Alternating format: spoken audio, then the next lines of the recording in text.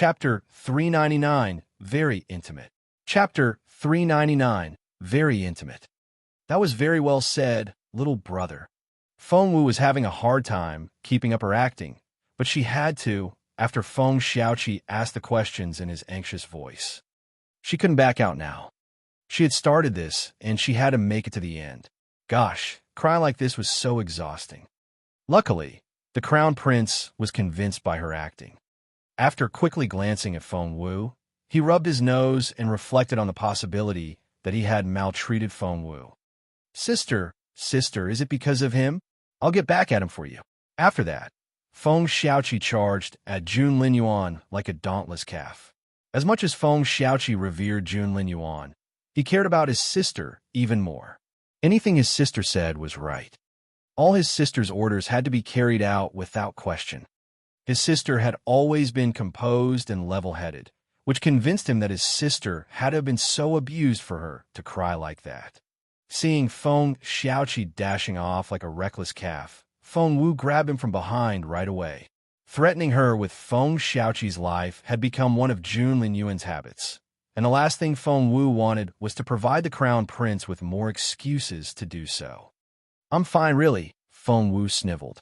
She had cried too hard to stop altogether. Sister. Blue veins popped on Feng Xiaoqi's forehead. You're always so proud, and you never cry. He must have treated you so horribly for you to cry like this. Fengwu was embarrassed. She had only been faking it in the beginning. Realizing that he had gone too far, Jun Linyuan took out the abnormal flame bead and waved it around in front of Fengwu. I thought you wanted this. Yes. Before Fengwu could reply, Little Phoenix screamed in excitement and nodded its head repeatedly. Yes, it's mine. Once it consumed the abnormal flame bead, Little Phoenix would be able to leave the ring. It had a teleportation skill, which Fengwu could use as a last resort at a critical moment. Fengwu was thrilled at that thought. However, she also knew that Jun Linyuan wouldn't make it that easy for her. She knew it in her gut. Your terms. Fengwu stared at Jun Linyuan, alarmed. Jun Linyuan darted her a contemptuous glance. You were crying so hard and I thought I would just give it to you. But since you're questioning my intentions, you said you would give it to me. Fengwu jumped at him. However, Jun Linyuan raised his hand and it was beyond Fengwu's reach. Jun Linyuan. Fengwu rushed to his side, leaned against him, and reached out with a hand. However, she was too short and Jun Linyuan made sure that she couldn't touch it. Give me. No, I won't. One was eager and the other proud. Both were exceptionally childish. Feng Xiaoqi rubbed his eyes. That wasn't right. Who was this childish wild girl, and what happened to his level-headed sister? Plus, his sister had always kept her distance from the Crown Prince like a mouse evading a cat, but the way they were interacting now, why did it look so strange? At that moment, thump! Jun Linyuan tripped and fell backward on the chaise lounge. Fengwu pounced on him, trying to snatch the abnormal flame bead away. However, Jun Linyuan raised his hand over his head and stopped Fengwu with his free hand by wrapping it around her waist. No matter how hard Fengwu tried, she couldn't get it. Those two. Feng Xiaoqi's mouth fell open. Only seconds ago, his wise sister had been crying her eyes out. But now, she and the Crown Prince looked so intimate. Chapter 400. Is His Royal Highness asking for a love token? Chapter 400. Is His Royal Highness asking for a love token? Looking down, Fengwu saw her position and she blushed.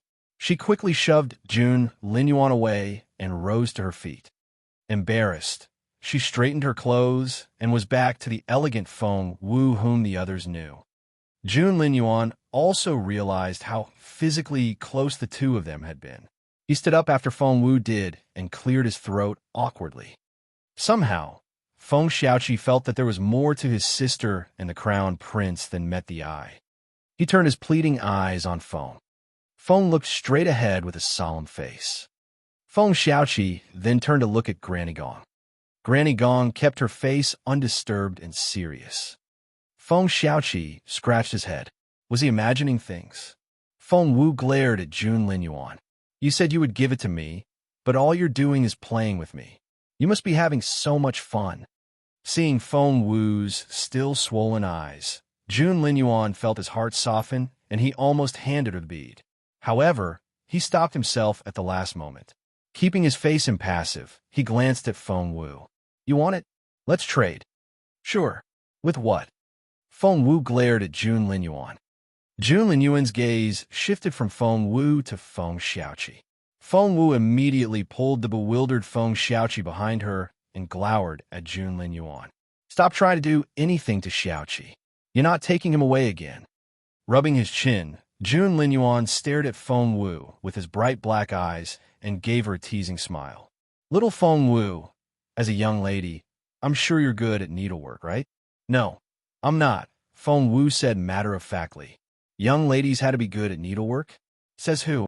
Great, Jun Linyuan said arrogantly. I'll trade it with your embroidered pouch. Feng Wu took her pouch off her waistband, pried Jun Linyuan's fingers open, and stuffed it into his palm. There's 10 taels of silver in it. Take them all. Can I have the bead now? Jun Linyuan glanced at the pretty, impeccable embroidered pattern on the pouch and raised an eyebrow. You made this? Feng Wu casually said, No, my mom made it. Jun Linyuan's face darkened a little, and he tossed the pouch back to Feng Wu. Keep it. Hey, Feng Wu yelled at Jun Linyuan in frustration. You asked for my pouch, then you tossed it back. What's your problem? Keep acting like this, and you'll never get a wife. Jun Linyuan stared back at Feng Wu with his brooding eyes, which made Feng Wu press a hand to her chest and stumble back. With a snort, the crown prince stormed off. A few steps away, Granny Gong, who had kept her face very serious, looked at Feng in surprise. Was His Royal Highness asking for a love token? Feng shrugged. Don't ask me. I can never follow His Royal Highness's twisted logic. After another shrug, Feng followed his young master out.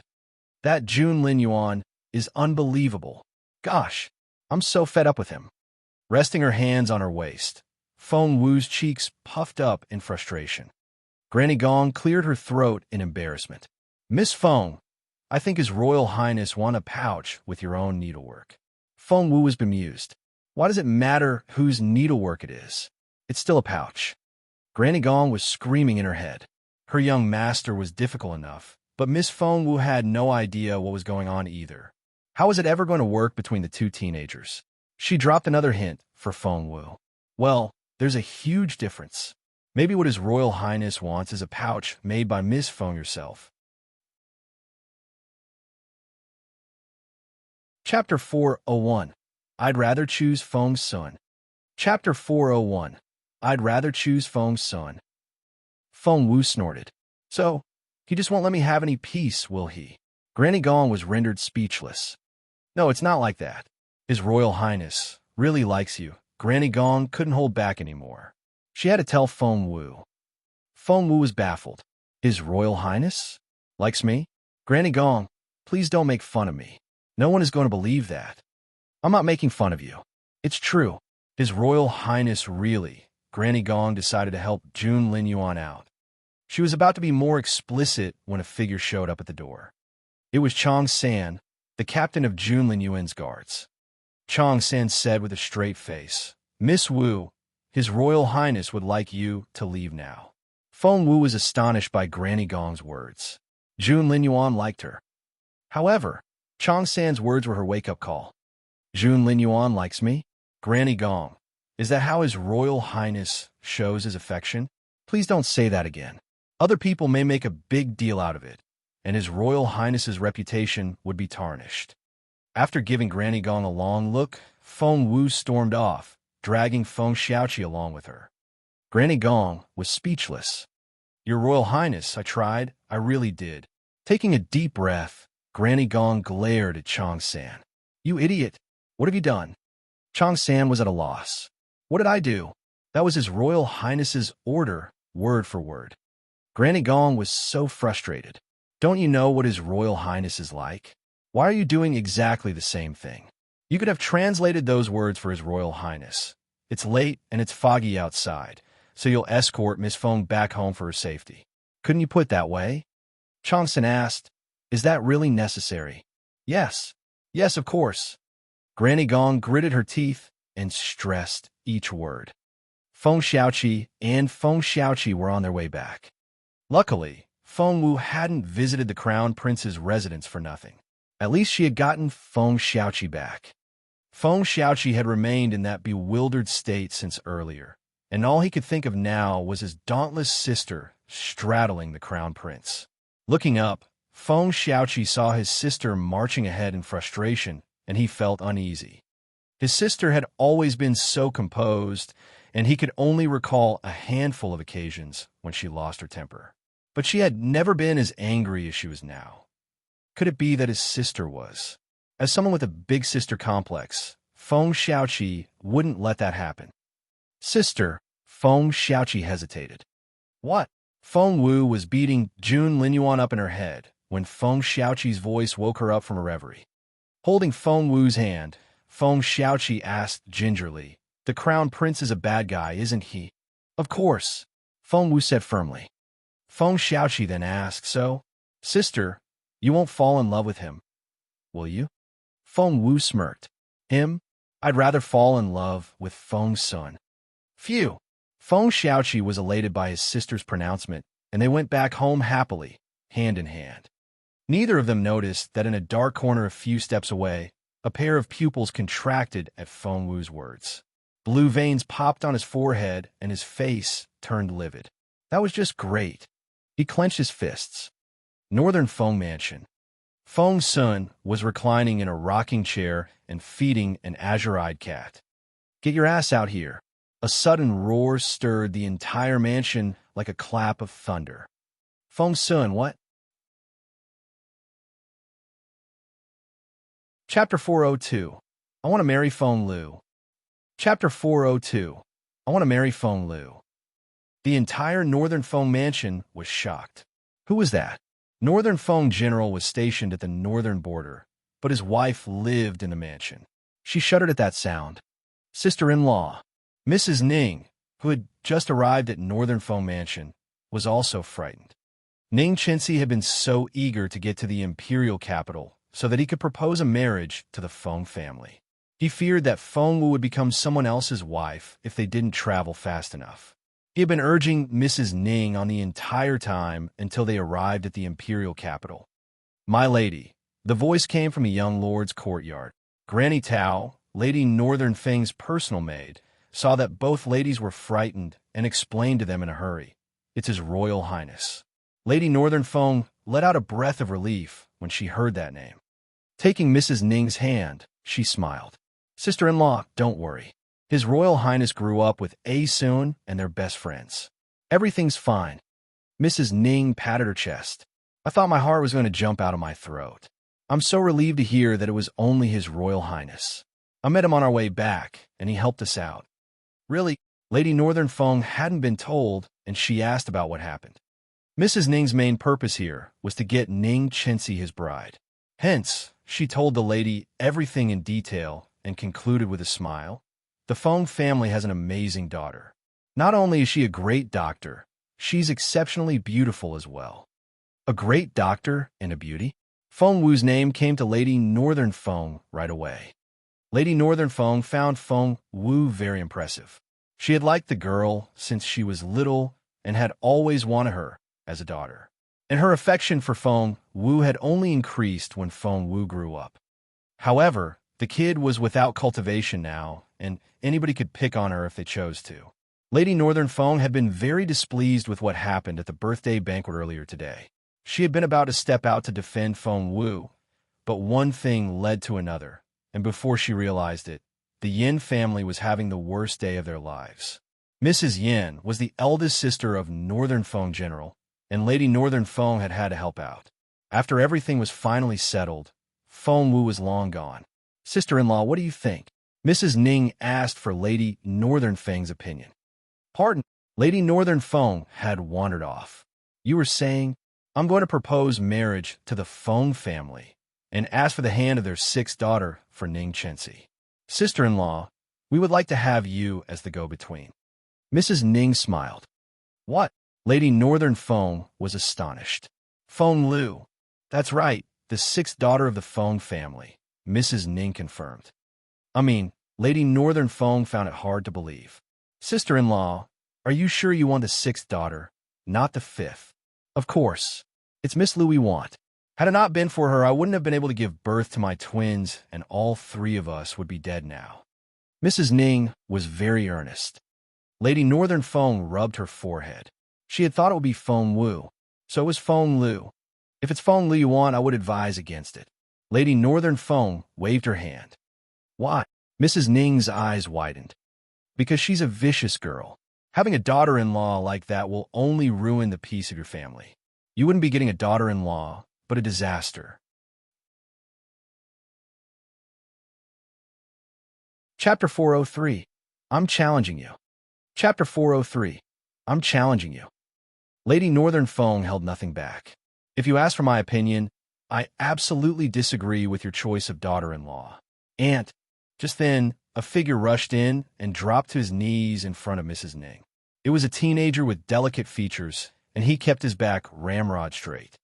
Chinsi, Aunt, please grant me my wish, Ning Chinsi pleaded. It was love at first sight. Aunt, I want no one but Feng Lu as my wife. Lady Northern Feng stared at Ning Chinsi in astonishment. What was wrong with this stupid kid? He wanted no one but Feng Lu? Had he lost his mind? Lady Northern Feng took a deep breath. Stand up. You're being silly. I won't, unless you make a promise. Ning Chinsi looked Lady Northern Feng in the eye. Lady Northern Feng almost choked. Exactly how blind was this kid to fall in love with Feng Lu at first sight and want no one but her? You idiot. Lady Northern Feng had always been irascible, and she couldn't fight back her anger anymore. Rising to her feet, she pointed at Ning Chinsi and reprimanded him. Do you have any idea what kind of a girl Feng Lu is? You want no one but her. Do you have any idea what a shameful thing she did in the inn manor today? Mrs. Ning frowned a little. Sister-in-law, what happened to Miss Feng? What happened? Lady Northern Feng snorted. She's quite the piece of work. She ganged up with Yin Yin and tried to do harm to Feng Wu and Lady Tang. But Feng Wu was too smart to fall victim to their plot. Not only did she come out unscathed, she made them reap what they had sown. Mrs. Ning and Ning Chinsi exchanged looks. That didn't sound right at all. Miss Feng Lu is beautiful and brilliant, and she'd never do something like that. Ning Chinsi glared at Lady Northern Feng. Aunt, please don't slander Miss Feng Lu just because you're trying to stop me. Lady Northern Feng was baffled, and she almost passed out from her rage. You're an idiot. Mrs. Ning didn't look too happy herself. Sister-in-law, Miss Feng Lu is a smart and pretty young lady, and I know she's very level-headed. There must be some misunderstanding here. Lady Northern Feng snapped. There is no misunderstanding. Feng Lu is abominable. Don't be fooled by her pretty face. Come to think of it, little Wu was the best. Too bad that she wouldn't marry Feng's son. While Lady Northern Feng was arguing with her guests, Feng's son was having troubles of his own. With that angry roar, Jun Lin Yuan showed up in midair. Feng's son, who had been caressing the cat, was dumbfounded. However, once he saw that it was Jun Lin Yuan, he ran out, still holding the cat, and shouted in excitement. Boss Jun, what's up? Incoming enemies? After that, Feng's son dropped the cat, rolled up his sleeves, and was combat ready. Jun Lin Yuan didn't say anything. Where are they? Where are they? Feng's son's eyes darted around, but he didn't see anyone. In the end, he turned to Jun Lin Yuan in bewilderment. Only then did he notice Boss Jun's stunning but livid face. The air he gave off was so cold that Feng's son shuddered inwardly. Boss Jun. An ominous feeling came over Feng's son, and he called out to Jun Lin Yuan gingerly. Glaring at Feng's son, Jun Lin Yuan gritted his teeth, and his eyes spat fire. Feng's son, what? Draw your sword. What? I'm challenging you. The crown prince pointed the tip of his sword at Feng's son. Chapter 404. Draw your sword. Chapter 404. Draw your sword. What? Feng's son was dumbfounded. Challenge? From Boss Jun? What was this all about? Draw your sword. Driven mad with jealousy, Boss June glared at Feng's son. Boss June, what's this about? Challenge me? 10 of me, put together, wouldn't be able to stand a single strike from you. What kind of challenge is this? Feng's son was almost in tears. What was happening? Strike. The crown prince shouted angrily. I won't. Do it. No. Feng's son stuck out his chest and resisted as best as he could. You were born into a better family than I was. You're more handsome, smarter, and you're much more capable than I am. I'm inferior to you in every possible way. And you're challenging me? You're humiliating me on purpose, aren't you? You have no heart. The more Feng's son said, the sadder he became.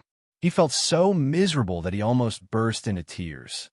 However, his buddy paid no attention to his complaints and spared no effort in this challenge. Poor Feng's son. He was bruised all over after Jun Linyuan was done. Jun Linyuan pointed at Feng's son. Stay away from you-know-who. He promptly left after that. Feng's son stood there, utterly baffled, and he had the most innocent look on his swollen, bruised face. Stay away from I-know-who. Who's that supposed to be? Boss Jun, who are you talking about? The Feng Manor. Feng Wu took Feng Xiaoqi back home. She had been gone the whole day, and when she still wasn't back after dark, everyone in Fallen Star Yard was flustered. Seeing Uncle Chiu come back, Granny Zhao hurried toward him. Anything? Have you seen Miss Wu anywhere? Uncle Chiu's haggard face was ridden with anxiety. I searched every inch of the way from here to the Yin Manor, and Miss Wu is nowhere to be found. How about you? Heard anything from the others? Granny Zhao was as agitated as ants on a hot pan. I asked everyone and searched every corner of the manor. She's not here. Uncle Chiu was exasperated. What about Lady Wang? What did she say? Didn't she take Miss Wu out with her? Did she have anything to say about Miss Wu being missing? Tears welled up in Granny Zhao's eyes. Lady Wang and the master had a huge row after they came back, and it's like a circus on that side of the manor now. No one would tell me anything. When I pressed, they told me that Miss Wu left before they did, and they had no idea where she was. Where's Chioling? Asked Uncle Chiu. Chioling wouldn't believe them and went to question them again. It's been over an hour since she left. Is she going to be all right? Disasters were piling up one after another, and Granny Zhao thought she was going to have a heart attack. Just then, Feng Wu jumped over the wall into the courtyard with Feng Xiaoqi behind her. Miss Wu. Granny Zhao turned around at the noise, and she cried out in pleasant surprise when she saw Feng Wu. Granny Zhao rushed to Feng Wu's side, held her hands, and burst into tears. Miss, are you all right? Are you hurt? Uncle Chiu came up to them anxiously as well, his eyes fixed on Feng Wu the whole time. Feng Wu was bemused. I'm fine. What's going on? Oh, I brought Xiaoqi back.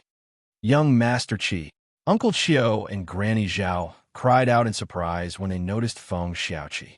Young Master, you're back. Granny Zhao couldn't stop crying. A moment ago, they thought Miss Wu was in danger, but now their mistress had come back, unscratched, and she had brought young Master Qi back with her.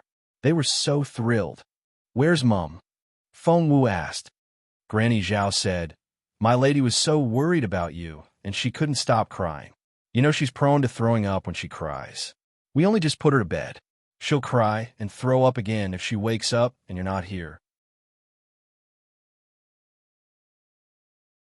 Chapter 405. Luckily, Xiaoqi is a naive boy. Chapter 405. Luckily, Xiaoqi is a naive boy. They were still talking when they heard rustling sounds inside. Feng Wu's beautiful mother then dashed out. Xiao Wu. Seeing Feng Wu, the beautiful lady threw herself into her daughter's arms and wouldn't let go. She was trembling so violently that her slim figure reminded one of a butterfly on a winter day. She looked so frightened. Patting her mother gently on the back, Feng Wu comforted her in a soft voice. There. I'm back, aren't I? Sob.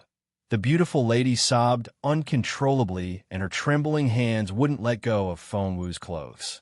Xiao Wu. Don't leave me behind, Xiao Wu. No, of course not. Xiao Wu is right here with you. Feng Wu consoled her mother patiently. No one knew what the beautiful lady had gone through, but when Feng Wu's dad, who had long disappeared, brought her mother home back then, The beautiful lady had the intelligence of a 5-year-old.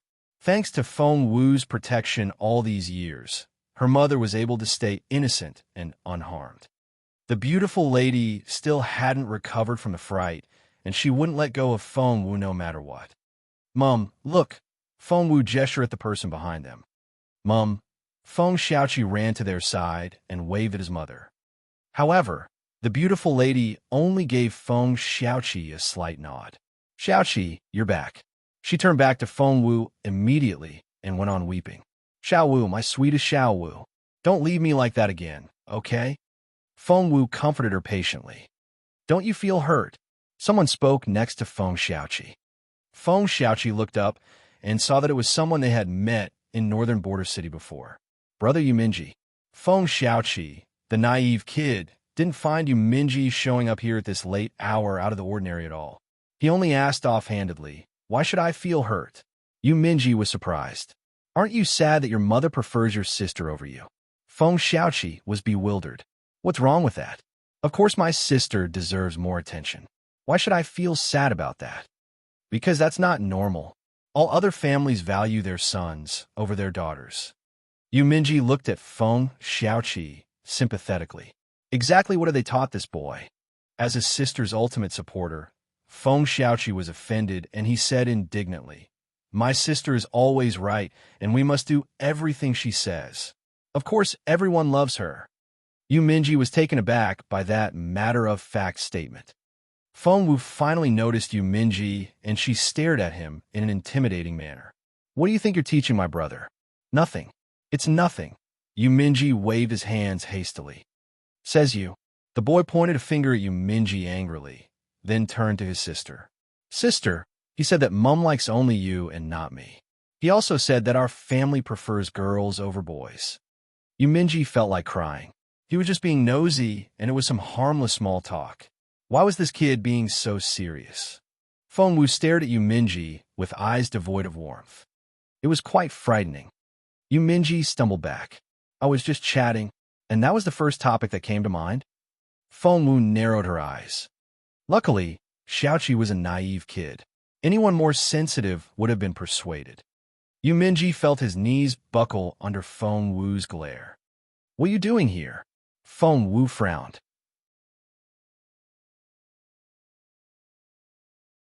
Chapter 406. He will protect his sister. Chapter 406. He will protect his sister. Yuminji cheered up after giving Feng Wu another look. "Little Feng Wu, you know what?" He moved closer as he spoke. Feng Wu threw a dirty look at him. "What? Ha ha ha." Yuminji guffawed. "I made a deal with my family, and I'll be staying in the Imperial capital from now on. You can come to me for anything. I'll always be on your side." Feng Wu was intrigued. "People from your family can walk around in public just like that. Why can't we?"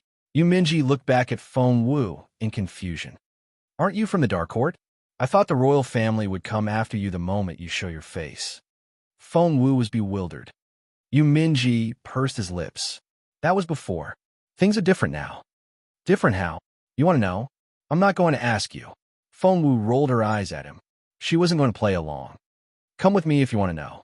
Yuminji tried to take Feng Wu's hand. "I'll tell you if you keep me company." Feng Wu was reminded of the things she had to put up with at Junlin Yuan's place, and she flared up. Glaring at Yuminji, she bellowed, "Does everyone think that they're the ruler of the world now? And you think you can just order me around like that? In your dreams." A hush fell over the courtyard after Feng Wu blurted out those words. Everyone looked at Feng Wu in amazement. What was wrong?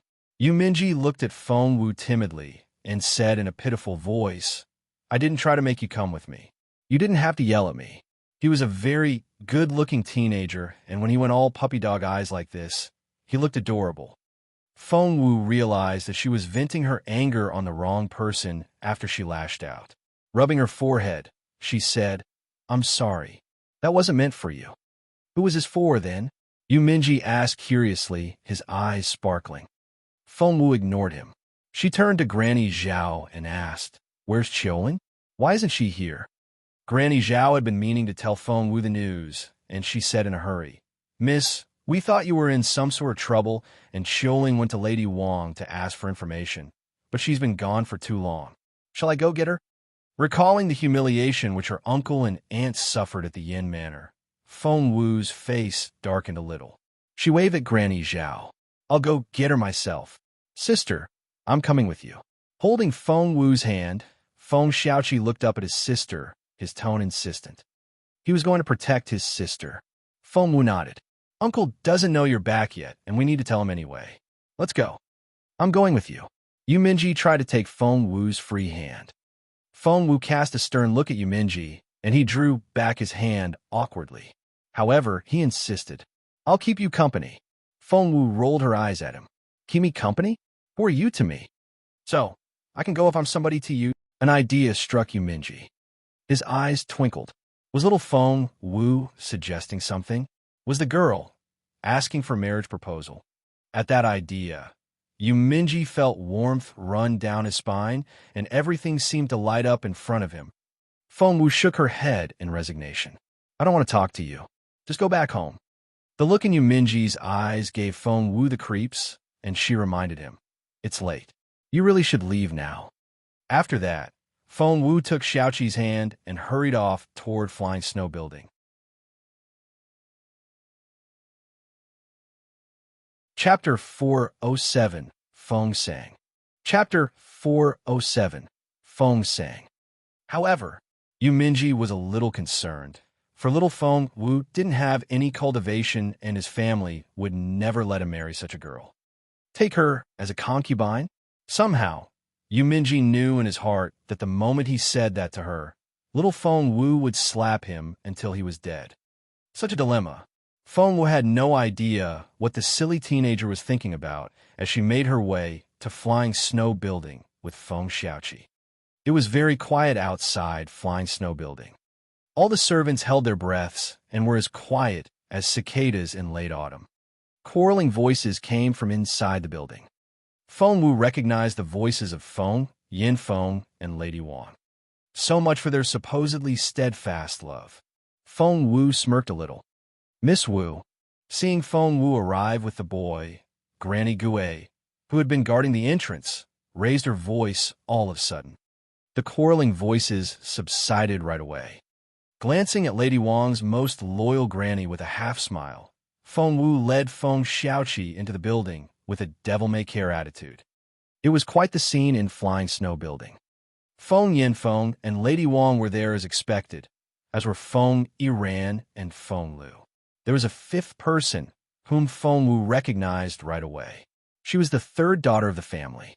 Lady Wang had 4 daughters in total. The first 2 had been married off. The third one was the most talented and had been sent to Imperial College. Right now, she stood there, eyeing Feng Wu with contempt. Everyone stopped what they were doing and turned to look at Feng Wu when she walked in. Feng Wu wasn't intimidated by all the gazes at all. Leading Feng Xiaoqi to her uncle, she told her brother, Xiaoqi, this is our eldest uncle. Feng Xiaoqi greeted Feng Yinfeng politely with a bow. A million things came back to Feng Yinfeng when he saw Feng Wu's face. Blue veins popped in the corner of his forehead when he recalled what happened earlier at the banquet in the Yin Manor. Feng Wu, how dare you come here now? Feng Yinfeng didn't even bother to look at Feng Xiaoqi, for in his eyes, as a level 1 spiritual master, Feng Xiaoqi was as useless as Feng Wu herself. He glared at Feng Wu. You ungrateful, malicious girl. Are you trying to destroy the Feng clan? How could you turn against your family? You don't deserve to be a daughter of this clan.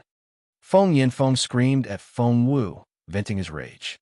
Lady Wang was the one he had been screaming at earlier. Once Feng Yinfeng learned that Sir Yin had eliminated him from the candidate list for that position he had been longing for, he rushed back home and roared at Lady Wang, blaming her for bringing up such an unruly daughter. Lady Wang and Feng Lu had both been shouted at, and both had red slap marks on their cheeks. That was how mad Feng Yinfeng was. Seeing that Feng Yinfeng had turned his rage on Feng Wu, Lady Wang and Feng Lu exchanged looks and both saw satisfaction in each other's eyes. Holding Feng Xiaoqi's hand, Feng Wu stood ramrod straight. She gave Feng Yinfeng a contemptuous snort. Uncle, what are you talking about? I tried to destroy the Feng clan. Enlighten me then. What did I do? Do I need to remind you what you did? Feng Yinfeng was almost too infuriated to stand still.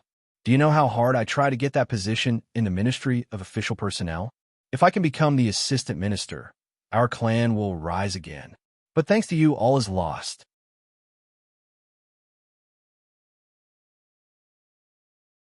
Chapter 408, The Unbridled Feng Sang. Chapter 408, The Unbridled Feng Sang. Feng Yinfeng looked very frightening when he was enraged. Lady Wang and her children kept their silence, as did the maids and grannies. However, Feng Wu was completely unaffected, and she responded with a smirk on her face. "Uncle, are you sure I'm the one to blame?" Feng Yinfeng stared at Feng Wu. "Stop making up excuses." Sensing Feng Yinfeng's hostility, Feng Xiaoqi clenched his fists and shouted at Feng Yinfeng, "Don't you dare pick on my sister." His childish voice and behavior warmed Feng Wu's heart. Rubbing Feng Xiaoqi's head, Feng Wu smiled. "Xiaoqi, don't worry. The only picking on you'll see is me doing it to other people." TCH, Feng Sang, who had been standing in the corner, snorted. She didn't try to hide her contempt for Feng Wu at all. Hearing Feng Wu's comment, Feng Yinfeng fumed with rage. "Feng Wu, after everything that's happened, your only choice is to repent." "For what?" Feng Wu said indifferently. "Admit your mistake." "What did I do?" Feng Wu smirked. "Uncle, you were there at the Yin Manor yourself, and you saw everything. Feng Lu and Yin tried to set me up, and all I did was deal with them as they tried to do to me. What was wrong with that?" "Of course it was your fault." Lady Wang glowered at Feng Wu. "Fine, we admit that Feng Lu started it. But with what happened, shouldn't you try to cover it up like a big sister should? But what did you do? Instead of covering for her, you let it out and made such a big scene out of it.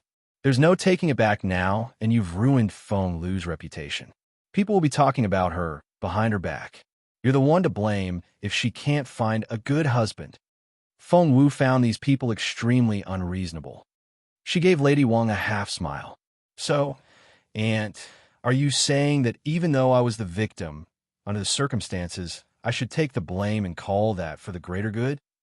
Feng Yinfeng and Lady Wang were rendered speechless. Feng Lu stepped out, clenching her fists. "Wasn't that what you were supposed to do? Feng Wu, you were brought up by the clan, and you should be grateful for that. Why couldn't you bear that petty grievance?" Feng Yinfeng glared at Feng Wu. "Exactly. Why couldn't she swallow it for the Feng clan?" Feng Wu smiled. "My dear sister, if you love the clan that much, why did you ruin our reputation and your father's career? You should be able to sacrifice yourself for the clan and endure that petty grievance, shouldn't you?" Those were Feng Lu's own words.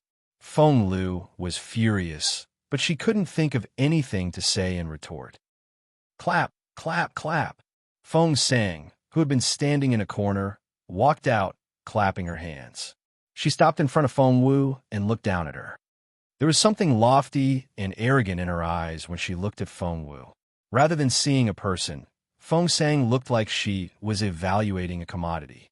"Feng Wu, I didn't expect that you would continue to be this arrogant after losing your ability. That's actually quite impressive." Feng Sang stared at Feng Wu. "But I think I have a duty to inform you that in this world that values martial prowess above all else, you need more than words." "On guard." Feng Wu narrowed her eyes. Feng Sang was very unbridled. Feng Wu could tell more or less tell what Feng Sang's cultivation level was. As a newly admitted student to Imperial College, Feng Sang was a level 1 spiritual grandmaster. Chapter 409. How dare these people bully Xiao Wu like this? Chapter 409. How dare these people bully Xiao Wu like this? Feng Wu was a level 9 spiritual master at the moment. The difference in their capabilities wasn't that significant, and Feng Wu was confident that she could defeat Feng Sang in an instant.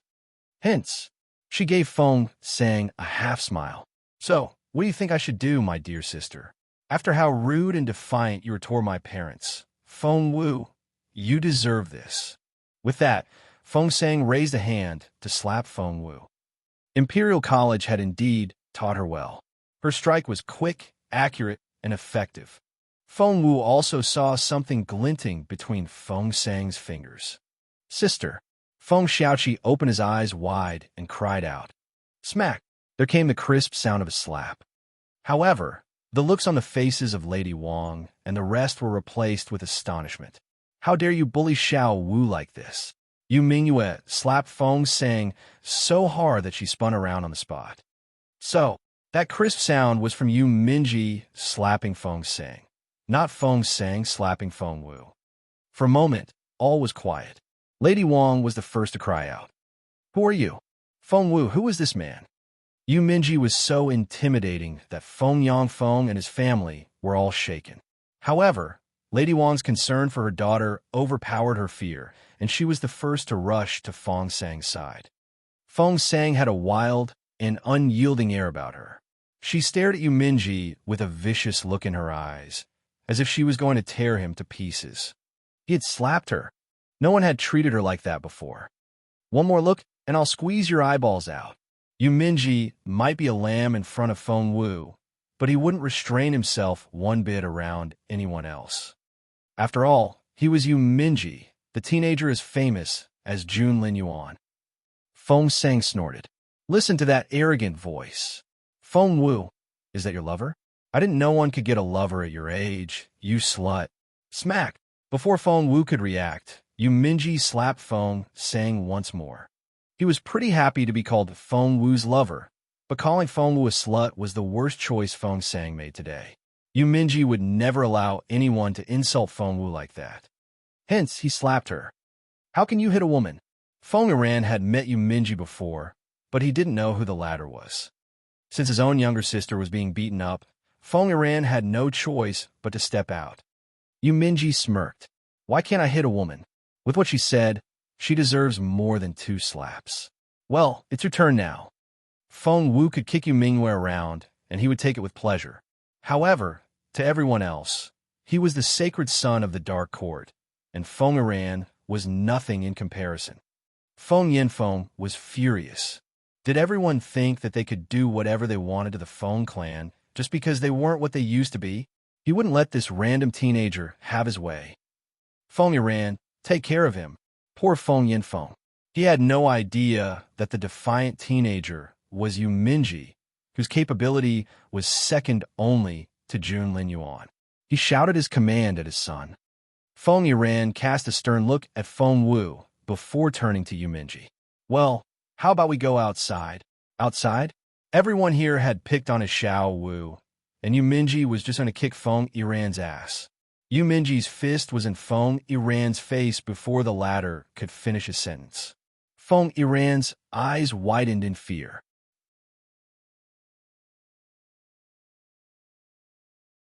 Chapter 4:10 K.O. Chapter 4:10 K.O. Yu Minji struck. Thump, thump, thump. As someone who was almost as famous as Jun Lin Yuan, Yu Minji was anything but weak. And Feng Yiran, he was a mere novice spiritual grandmaster. Therefore, it was more like a slaughter than a fight. Thump, thump, thump. Feng Yiran kept falling back as Yu Minji closed in. Moreover, Yu Minji had the habit of aiming at his opponent's face. Every strike of his landed on Feng Yiran's face. Slap, slap, slap. The crisp sounds resonated in the room. Feng Wu was dumbfounded. Hadn't Yu Minji left? What was he doing here? Her plan was to gather some experience in real combat here, so as to raise herself to the spiritual grandmaster stage. It seemed that she had been deprived of that opportunity. Thud! Yu Minji slapped Feng Yiran hard in the face, and the latter flew backward. Ran air. Lady Wang was astonished. She had always thought that Feng Yiran was more talented than any other young man of his age. However, her son had just suffered a crushing defeat at the hands of Yu Minji, a teenager that looked younger than Feng Yiran. Feng Yiran didn't even have a chance to strike back. Ran air. Seeing Feng Yiran's swollen face, Lady Wang was so agitated that she almost passed out. Looking up, she glared at Feng Wu and hurled a stream of curses at her. Feng Wu, who the hell is this man? Are you shagging him? You slut. Had the target of Lady Wang's invectives been Yu Minji, he wouldn't have given it another thought, for he was insensitive like that. However, insulting Feng Wu was a different story. You better leave now. Yu Minji pushed Feng Wu toward the door. He was too strong for Feng Wu to resist. Yu Minji, what are you doing? Feng Wu tried to talk to him over her shoulder, but Yu Minji had put a hand on her head to stop her from turning around. Yu Minji sounded excited. Little Feng Wu, you owe me one. After that, Yu Minji shut the door behind her. Inside were Feng Yinfeng, Lady Wang, Feng Yiran, Feng Seng, and Feng Lu. All the maids, grannies, and other servants stayed outside. Granny Gui smirked at Feng Wu. Her little love was so dead. Keeping her head lowered, Granny Gui slowly backed away with a vicious smile on her face. She turned around and began to run when she reached the entrance. She had to inform the old lady about Feng Wu's little lover. Such a shameless girl had to be banished from the clan. Thud! Feng Wu grabbed a vase in the corridor and smashed it down on the back of Granny Gui's head. Thump! There was a loud sound. Hit by the vase, Granny Gui turned around, swaying, and stared at Feng Wu in disbelief. How dare this girl attack her? Feng Wu's move intimidated all the servants who worked for this branch of the clan. She was so tough. Feng Wu smiled a little. Did these people really think they could do whatever they wanted to her? She would show them what she was capable of. Blood covered Granny Gui's head, which looked quite frightening. Behind a closed door, they could hear everything banging into everything else. About 5 minutes later, the door opened. Yu Minji opened it himself. Looking up, Feng Wu saw a neatly dressed teenager with a face glowing in satisfaction. She then looked behind him into the room. Feng Wu was speechless. Everyone inside was on the floor. Feng Yinfeng, Lady Wang, Feng Yiran, Feng Seng, and Feng Lu. Every face was bruised, and no one was standing.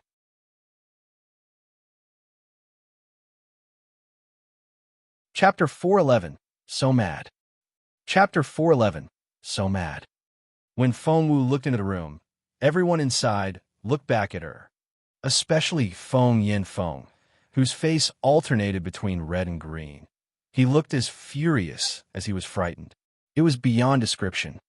Feng Wu also noticed that aside from the people scattered all over the floor, the inside of Flying Snow Building had been torn apart by Yu Minji. Nothing was intact, and it looked as if a robbery had taken place.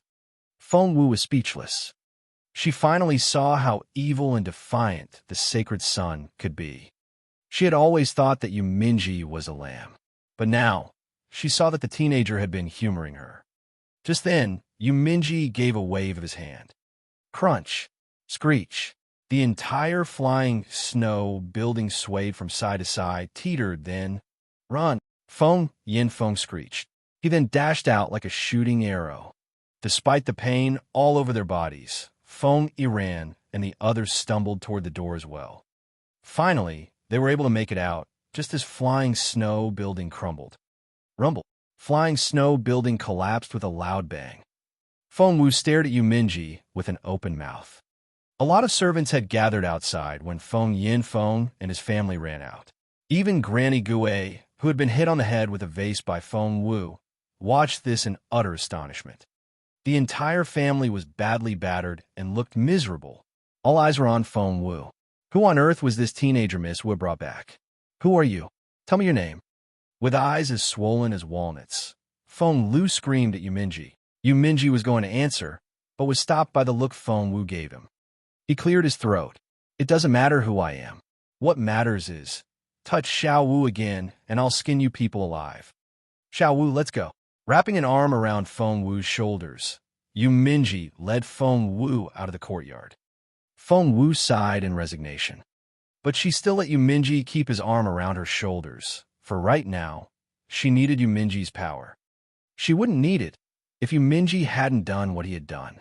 However, now that she had publicly fallen out with Feng Yinfeng, she didn't have any choice. She wasn't powerful enough to withstand the revenge of that family yet. Feng Wu glared at Yu Minji as soon as they were outside. Yu Minji's stomach lurched at Feng Wu's angry gaze. What was wrong? Feng Wu was genuinely angry. She pointed a finger at Yu Minji. How could you do that? I was only helping you. Yuminji had no idea what damage he had caused. He thought he was doing the right thing. Fengwu took a deep breath. It wasn't enough to suppress her anger. She stepped on Yuminji's foot hard, then took Feng Xiaoqi's hand and turned to leave. Hey, wait. Little Fengwu. Wait. Yuminji was upset as well. I help you.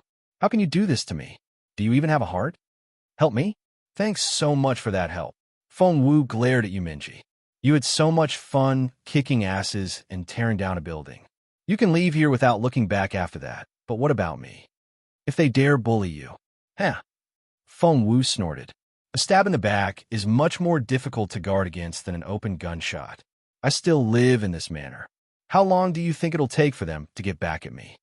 Fengwu hadn't reached the spiritual grandmaster stage, and she wasn't powerful enough. She had planned to continue pretending to be polite around Yin Feng, for a while yet. Not to mention,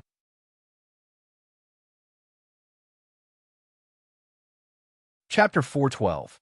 Those people are so cruel. Chapter 412. Those people are so cruel. Lady Wang, Feng Iran, Feng Lu, all of these people had had something to do with her losing her cultivation back then, which meant that they had all partially contributed to what happened to her master. Fengwu wasn't sure about Feng Yanfeng's participation, but he couldn't have been innocent. Hence, Fengwu had been planning to get her revenge discreetly. What Yuminji did was a temporary catharsis, but what about the aftermath? Luckily, Yuminji didn't tell them his name, and Fengwu was able to use his existence as leverage. Otherwise, one word of the Dark Court, and Feng Yanfeng would be the first to report Yuminji to the authorities. Yuminji scratched his head. Feng Xiaoqi had been thrilled to see Yuminji beat the hell out of his uncle's family. The boy had flushed with excitement and almost applauded Yuminji loudly.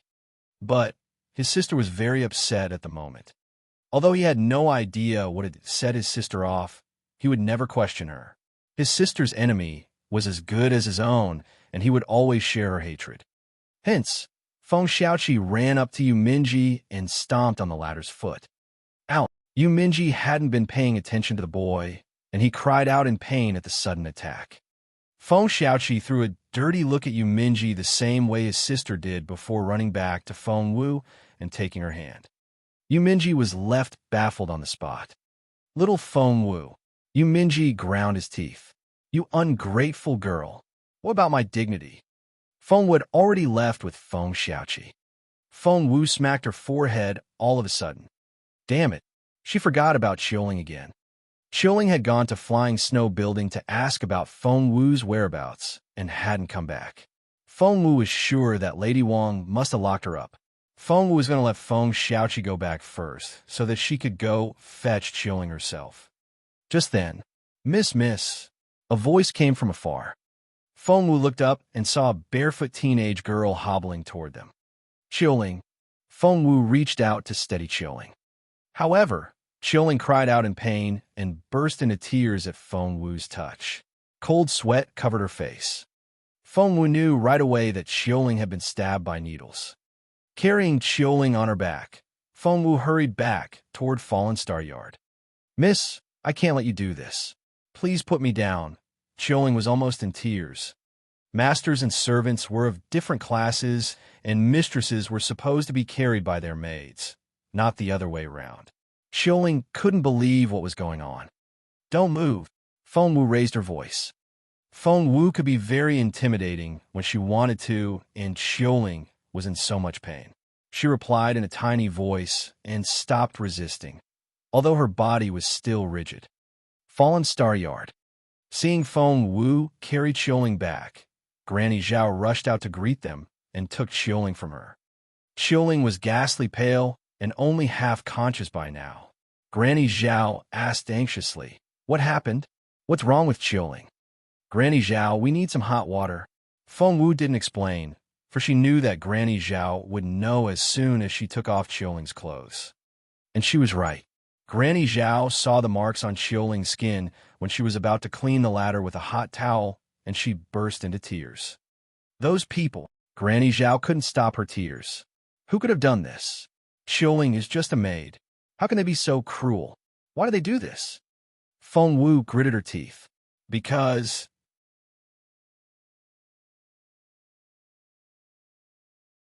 Chapter 413, The Spiritual Grandmaster Stage.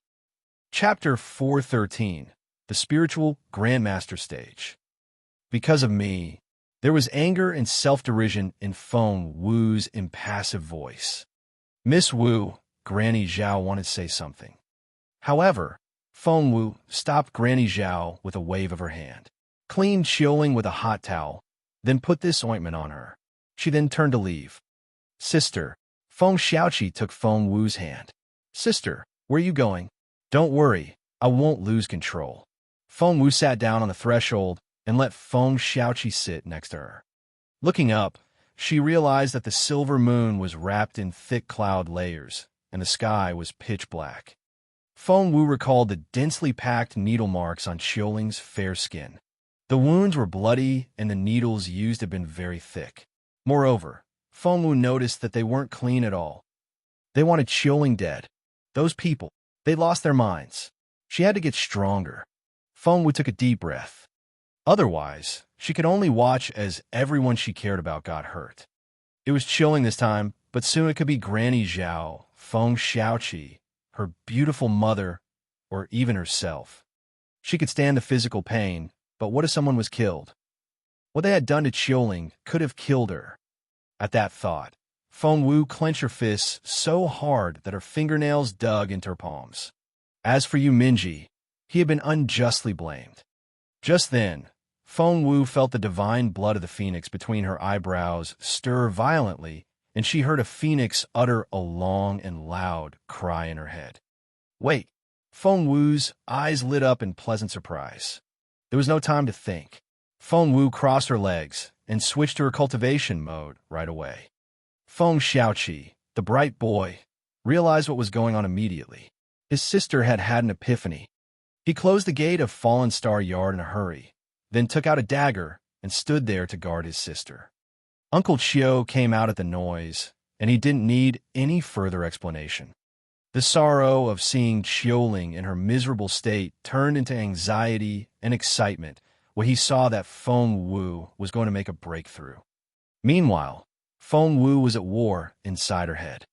It felt as if a storm was brewing in her dantian. Spiritual energy in the air rushed toward Feng Wu and kept pouring in through her nostrils and her skin. Streaks of spiritual energy gathered above the water of her dantian. Sizzle. Fire's spiritual energy clashed with the water of her dantian, creating a spiritual liquid which dripped down. Almost there. She was that close to filling her dantian. However, Feng Wu realized in disappointment that she was running out of spiritual energy. She was finally ready to break through, and if she stopped here, she didn't know when the epiphany would come again. Feng Wu felt like crying. Just then, a tiny fluffy thing woke up and crawled out of Feng Wu's chest pocket, still sleepy-eyed. It was Feng Tutu. The cub exhaled, and a streak of pale green spiritual energy flew into Feng Wu's nostrils. Spiritual energy. Feng Wu was elated. Without thinking, she transported that additional spiritual energy into her dantian. It then turned into spiritual liquid and dripped down. Finally, her dantian was filled to the point of spilling over. Now, Feng Wu growled. At that moment, a bolt of lightning struck Fallen Star Yard. What was that? Feng Yinfeng and the rest of his family were lying around in a courtyard next to Flying Snow Building. They were being treated for their wounds when the lightning struck, and they almost jumped to their feet in fright. Was that lightning? Was that a lightning tribulation?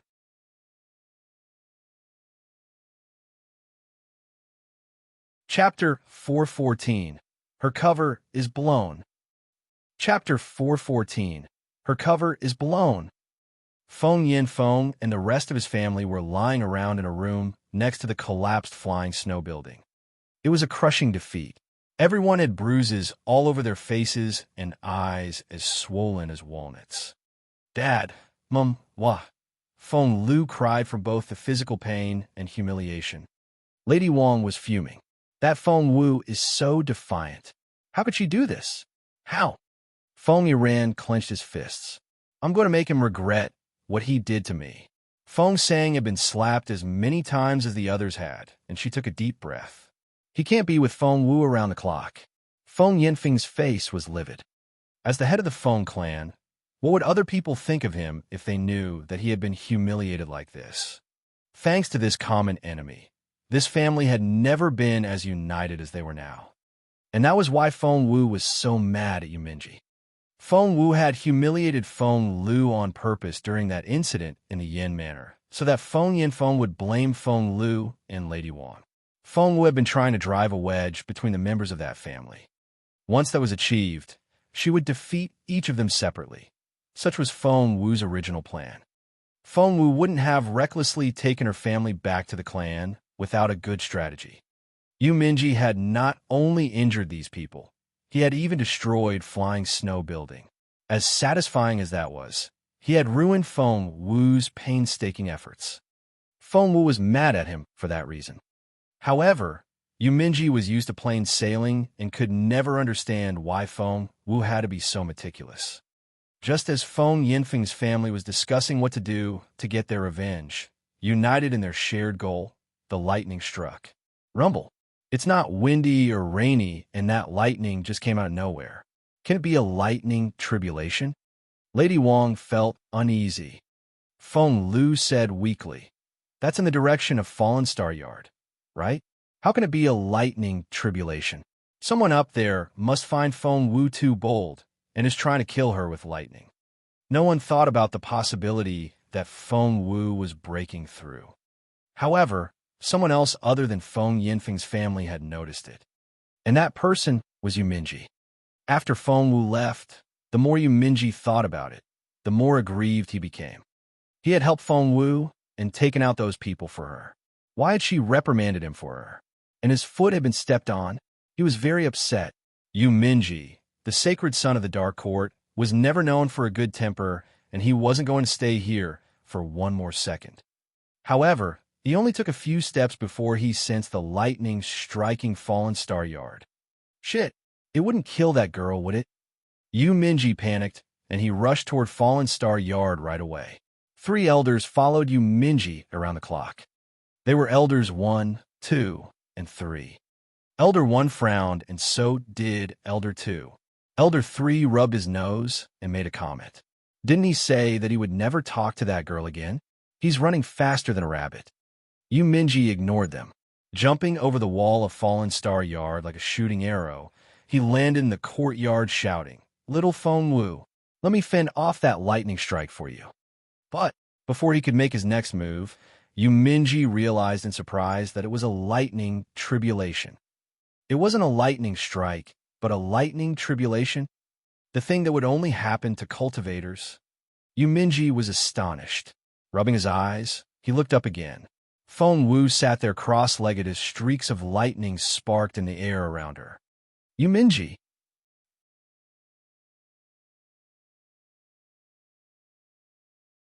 Chapter 415, You Big, Fat Liar. Chapter 415, You Big, Fat Liar. Yuminji watched in disbelief. A fucking lightning tribulation. And it struck Feng Wu right on her crown. Right now, Feng Wu was absorbing the energy in that lightning to refine her body. That was to say little Feng Wu was breaking through. What happened to her having no cultivation ability? And what about her being useless? What the hell? Judging by the power of this lightning tribulation, Yuminji realized in surprise that the useless little Feng Wu was breaking through to the spiritual Grandmaster stage. Standing there holding the dagger, Feng Xiaoqi glared at Yuminji. If Yuminji dared disturb Feng Wu, Feng Xiaoqi wouldn't hesitate to fight the guy to death. Luckily, Yuminji didn't move. He only glowered at Feng Wu with unblinking eyes. Granny Zhao and Uncle Chiu were very concerned. What were they supposed to do now? Their mistress had stressed over and over again that they had to keep this a secret. Their lives would be threatened if word got out. However, her cover had just been blown. While everyone was staring at Yuminji in bewilderment, Feng Wu finished consuming the lightning energy. She breathed out and opened her limpid eyes. Uncle Chio, Granny Zhao. Feng Wu batted her long eyelashes, her eyes twinkling in excitement. I've reached the spiritual grandmaster stage. Ha ha ha. I'm finally a spiritual grandmaster. Uncle Chio and Granny Zhao returned her exclamation with despairing looks on their faces. They had thought about the possibility of talking themselves out of this. However, their mistress had just announced it herself. It was all over. Granny Zhao gestured at a spot behind Feng Wu with her right index finger. Feng Wu turned around in confusion, and she saw Yuminji with that indecipherable look on his face. Feng Wu. Yuminji stared at Feng Wu, then smirked. A spiritual grandmaster? Congratulations, Miss Feng Wu. She was a spiritual grandmaster when only earlier today she had pretended to be completely crippled. Seriously? Once the initial shock was over, Yuminji was furious for having been fooled like this. After casting a stern look at Feng Wu, he turned to leave. Feng Wu woke up from her astonishment at that moment. No, she couldn't let Yuminji leave like this. If word of her recovery got out, and the others knew about her cultivation stage, the Zhou family would come at her right away. Feng Wu wasn't strong enough to fight against the entire Zhou family yet. At that thought, Feng Wu ran out after him. Yuminji, wait, Feng Wu called after Yuminji. But Yuminji didn't look back. Even his back looked angry. Yuminji. Feng Wu soon caught up with him and grabbed his hand. Yuminji glared at Feng Wu. Let go. Calm down. How can I? Glaring at Feng Wu, Yuminji said in vexation, What am I to you? Aren't you supposed to be useless and crippled? But you can cultivate and you're a spiritual grandmaster already. You big, fat liar. Yuminji. By now, they had left the Feng Manor and were out on the street. Yuminji didn't try to keep his voice down at all. Growing up in an indulgent environment, Yuminji knew no forbearance or prudence. Shoo, keep your voice down. Feng Wu looked around. The street was deserted at this hour, but someone could be lurking in some dark corner.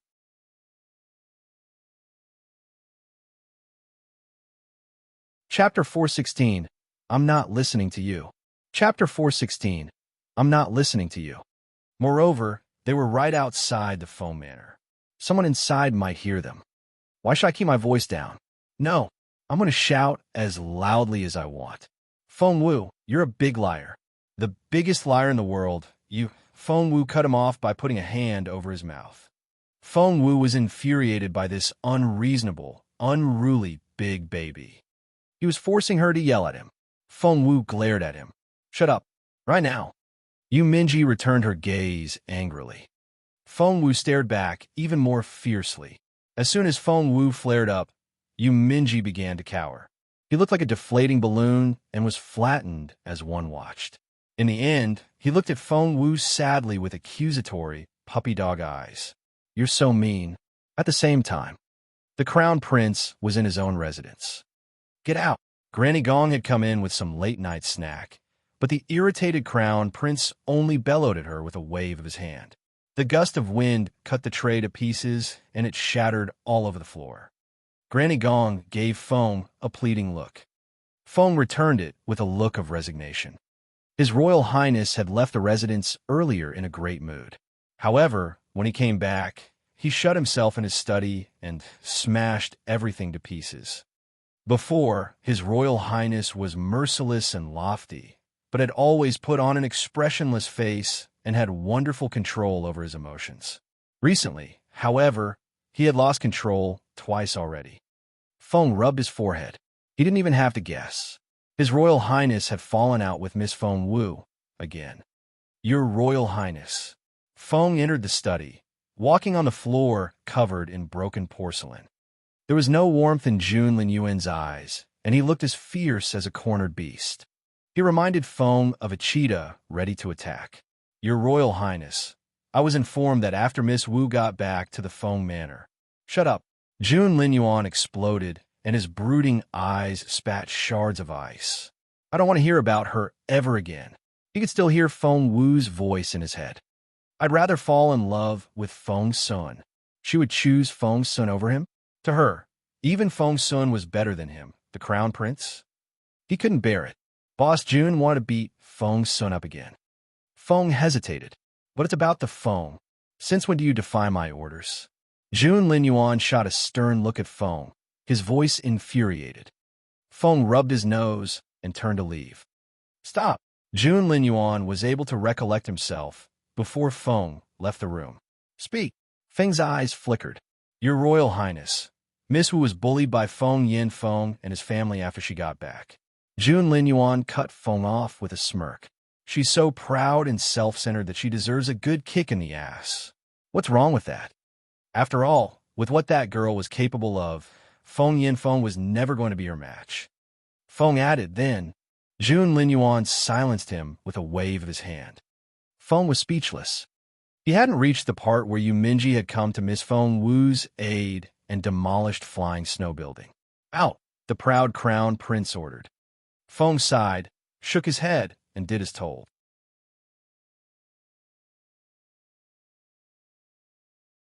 Chapter 417, A Very Big Misunderstanding. Chapter 417, A Very Big Misunderstanding. Yu Minji accused Feng Wu with his eyes. You yelled at me. Feng Wu smacked her forehead. Listen. No, I won't. I won't. Covering his ears with both hands, Yu Minji behaved like a kid. Feng Wu shouted, Yu Minji, and you yelled at me again.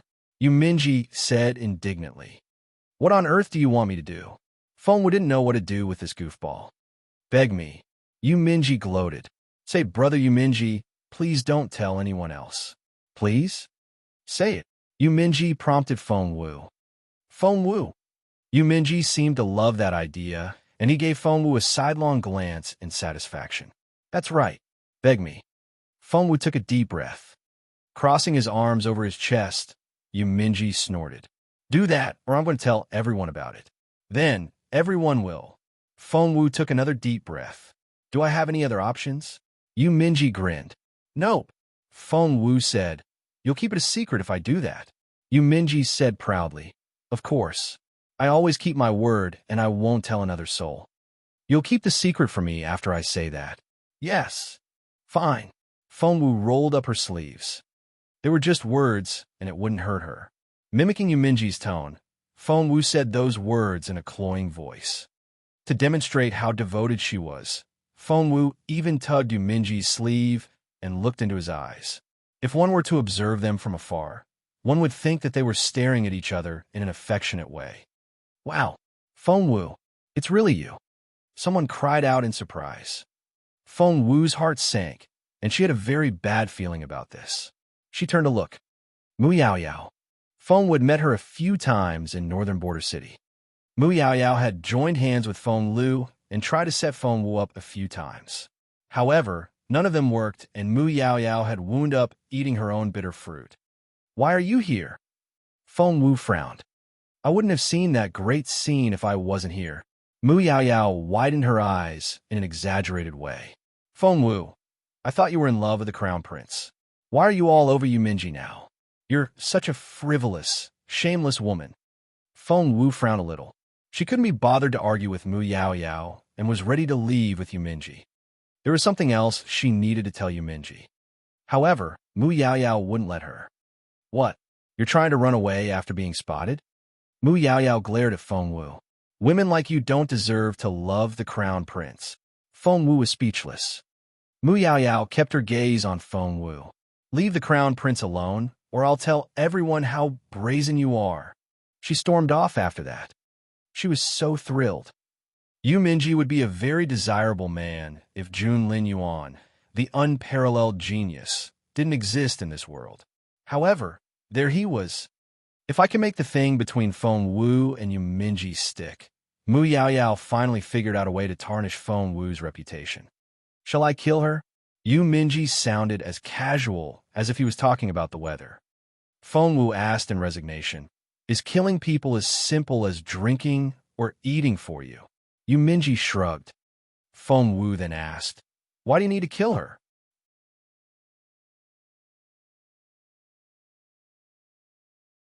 Chapter 418. Congratulations, miss. Chapter 418. Congratulations, miss. Why kill her? Did they need to be asked? Yu Minji smirked. That woman was watching you with pure hatred and conceit.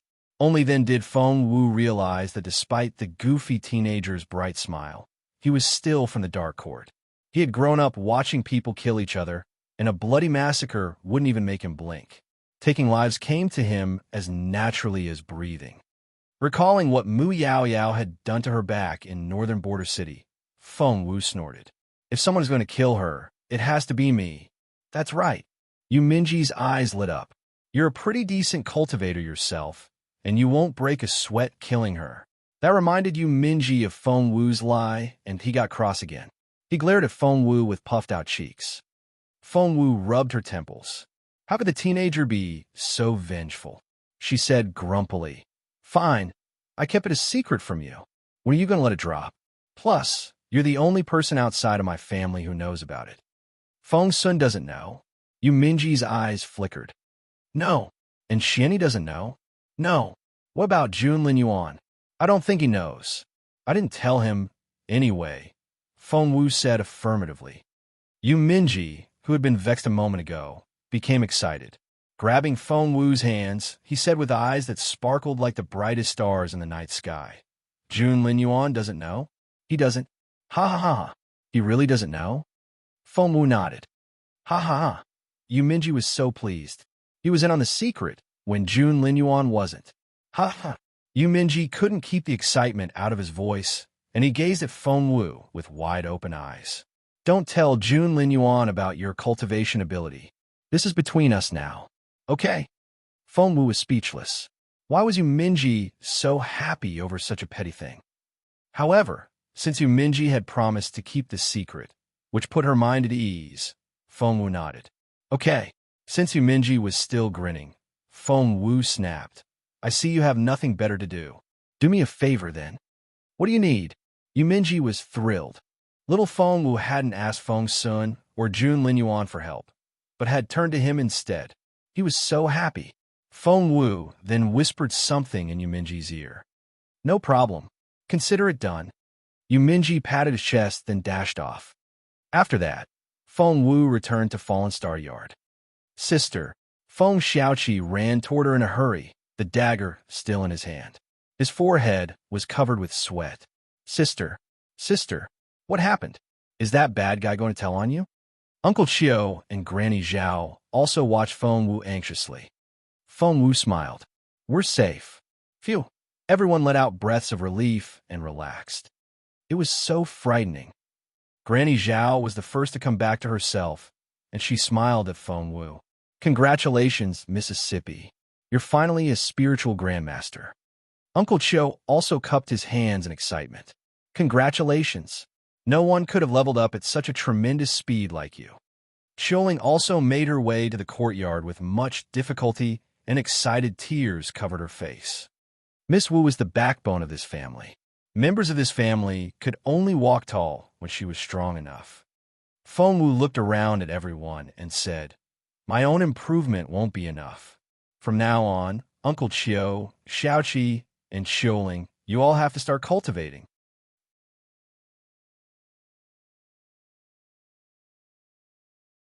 Chapter 419, Ultimate Spiritual Body. Chapter 419, Ultimate Spiritual Body. Uncle Chiu was a level 8 spiritual master, while both Xiuling and Xiaoqi were level 1 spiritual masters. Back in northern border city, Feng Wu had yet to become a spiritual grandmaster, and even when she was already a master medicine refiner, she couldn't offer them much help. But things had changed now. Feng Wu said, Xiuling needs to recover from her injuries first, but Uncle Chiu and Xiaoqi, you two need to start ASAP. After that, Feng Wu turned to Uncle Chiu first. Uncle Chiu, you've been stuck at level 8 for years. You've gathered enough spiritual energy, but what you lack is the comprehension of your cultivation. I need a pen. Feng Wu reached out with her right hand. Granny Zhao brought her a writing brush and ink immediately. Feng Wu was very serious when she taught, and everyone listened in silence. Feng Wu finished her writing in one go. After blowing the ink dry, she handed Uncle Chiu a thin pamphlet. Uncle Chiu, this is Book of Tong Tian, a revision of Book of Batian, which you have been using for your cultivation. That was to say, based on Book of Batian, Feng Wu had customized a cultivation manual specifically for Uncle Chiu. What she had done was beyond anything a spiritual grandmaster could do. Uncle Chiu took Book of Tong Tian with trembling hands and eyes filled with excitement. Thank you, Miss Wu. Feng Wu nodded. I'll be out and about a lot from now on. So, Uncle Chiu, I'll leave the safety of this family in your hands. Uncle Chiu nodded solemnly. As long as you put your mind to it, Uncle Chiu, I promise that you can break through to level 9 in 10 days. Uncle Chiu was thrilled. He had been stuck at level 8 for so long that he had pretty much given up. If anyone else told him that he could make it to the next level in 10 days, he would only think the person insane. However, he wouldn't question a word Feng Wu said. Sister, what about me? Feng Xiaoqi looked up at his big sister. To him, his sister was God. Feng Wu smiled at him. Do you know why I didn't allow you to cultivate before? No, Feng Xiaoqi was an obedient boy. He wouldn't try to cultivate since his sister had said so, and no one could persuade him otherwise. Because I've been enhancing your body for the past 5 years. You had a semi-ultimate spiritual body before. Although that would make you a prodigy of your generation in the Junwu Empire, what we're aiming for is far beyond that. Xiaoqi, we're going to make you a prodigy across all generations. That's why I've been keeping you from cultivating. But it's time now. Xiaoqi, you can start. All right. Feng Xiaoqi beamed at her. Sitting Xiaoqi down in the correct position, Feng Wu taught him everything from scratch. Feng Wu's beautiful master used to rule over this continent, and she had been well taught. In terms of theoretical knowledge, Feng Wu was as good as the most superior cultivators in this land. She had enough knowledge to set up a sect of her own. Otherwise, she wouldn't have been able to revise Uncle Chiu's manual in such a short time and change it into something that was most suitable for him. Because of Feng Xiaoqi's ultimate spiritual body, after some careful consideration, Feng Wu chose ultimate spiritual divine power for him to practice. The most wonderful thing about this manual was that it fitted Feng Xiaoqi's ultimate spiritual body perfectly. He wouldn't have to spend time on additional comprehension, and the breakthrough would come naturally as he cultivated. That was to say, this book was not only suitable for Xiaoqi's physical quality, it matched his temperament as well. Misty.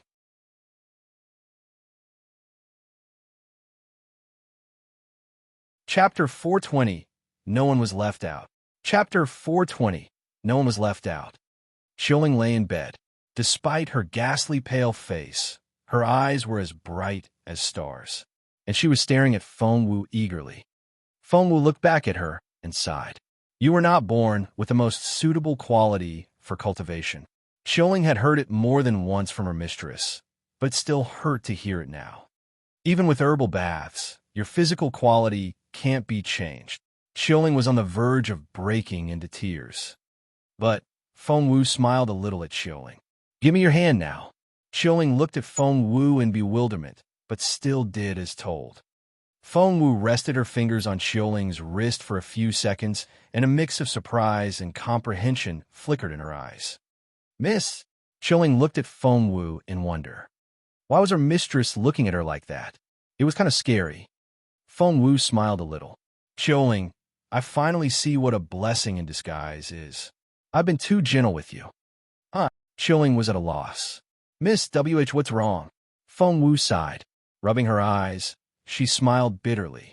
I didn't know this was possible. How could I have never thought of it before? I could slap myself. Miss? Xiuling was even more bewildered. Feng Wu said, didn't Granny Gue poke you with long, thick needles? Yes. Feng Wu said earnestly. Granny Gue's strikes were completely random, and because of that, she accidentally removed most of the impurities in your body. It's thanks to your persistence over the years that those impurities can be removed in the first place. Xiuling was shocked. What? Feng Wu nodded. As a cultivator, you used to be very ordinary in terms of your natural endowment. You would only be a level 5 spiritual master at most if you go down that path. That's why I've been telling you that you aren't built for cultivation. Feng Wu knew how hard Xiuling tried. The girl would practice on her own, but the impurities stopped her from making any progress, and she had to give up in the end. Tears welled up in Xioling's eyes, and she clenched her fists under the duvet. She hadn't felt the pressure of becoming a better cultivator in the beginning. However, when her mistress fell 5 years ago, the family had no one else strong enough to depend on, and they felt as feeble as a boat on a stormy ocean, ready to capsize at any moment. That was why Xiaoling wanted to get stronger. She wanted to protect this family. But there was nothing she could do about her mediocre quality. No matter how hard she tried, she couldn't make any breakthroughs. She would cry in disappointment every time, and she would resume her practice after she stopped crying, but she was still a level 1 spiritual master. No one could know how upset she was. "Miss, are you saying that? I have a talent for it now?" Xiaoling looked at Feng Wu in excitement.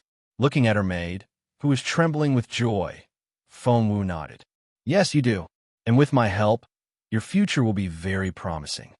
"Does that mean that we all can?" "No." Feng Wu cut her off. "You were able to obtain this talent because you never gave up despite all the failures, because you set your mind on cultivation, and because of this huge coincidence. What happened to you can't be replicated." Xiaoling nodded. "If Lady Wang sends people here to ask about you, tell them to thank Granny Gui for us." Xiaoling giggled. Feng Wu grinned at her. "Get well first, and start your cultivation 3 days later. You can study that book of wood for now, and I'll give you something else when you reach level 5.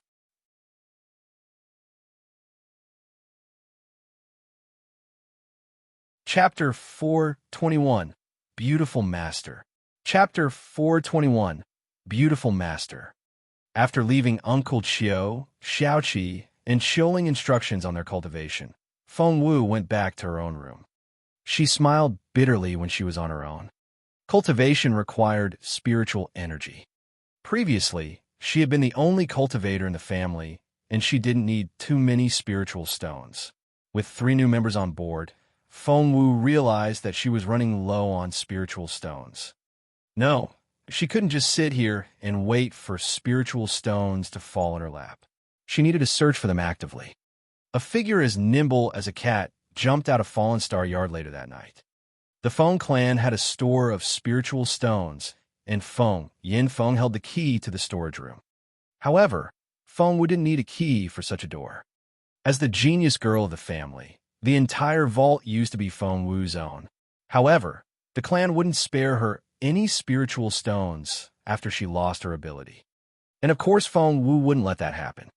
She ran as swiftly as a cat on its night patrol. After reaching the spiritual grandmaster stage, Feng Wu was even faster than before. She reached the vault of the Feng clan in no time. Needless to say, the vault was guarded. However, Feng Wu took Feng Tutu out of her chest pocket and whispered something in its ear. At the mention of food, Feng Tutu's eyes lit up and it gave a little cheerful cry. Clatter! Feng Wu threw out a pebble deliberately. "Who's there?" The guards heard it. They were well trained. Feng Tutu made a little noise in the darkness, then dashed off. While Feng Tutu lured the guard away, Feng Wu jumped onto the 2nd floor of the vault. She knew that the 3rd window on the 2nd floor could be opened from outside, for she had made it so. And she was right. Pushing the window open, Feng Wu swiftly made her way inside, then closed the window behind her. It all happened in a split second. The guards consisted of a 10-man team, and each shift was 2 hours long. The captain of the current shift was Feng Baoshan. Seeing that several guards had run off after the sound, he called after them in a hurry, "Get back here. Now." "Captain," Feng Baoshan said, "you're all overreacting. It was just a rat." "Really? Since when are there rats in the manor?" All the other guards thought to themselves. Feng Baoshan wasn't thinking about the vault tonight. Everyone in the manor had been talking. Lady Wang's flying snow building had collapsed. The explanation they had been given was that the building had been in disrepair and that the lightning strike had been the last straw. However, everyone at the level of a captain or above had their own ideas. Flying Snow Building had toppled before that lightning strike. Exactly what happened to Feng Yinfeng's family. However, that branch of the clan was very tight-lipped, and no one knew what really happened. Feng Wu had no idea what was going on in the captain's head. She was like a cat in a canary's nest. She wasn't the only one in need of spiritual stones. Xiaoqi, Qiuling, and Uncle Qiu all needed them. So, she was going to take a lot. Moreover, Fengwu had other plans.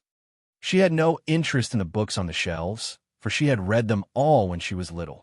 Plus, she could create much better manuals than those on the shelves. She went up to the third floor. Fengwu knew this place like the back of her hand. Opening a hidden door, she entered and opened the first chest she saw. It was filled with spiritual stones. Bingo! Fengwu stored it in her ring.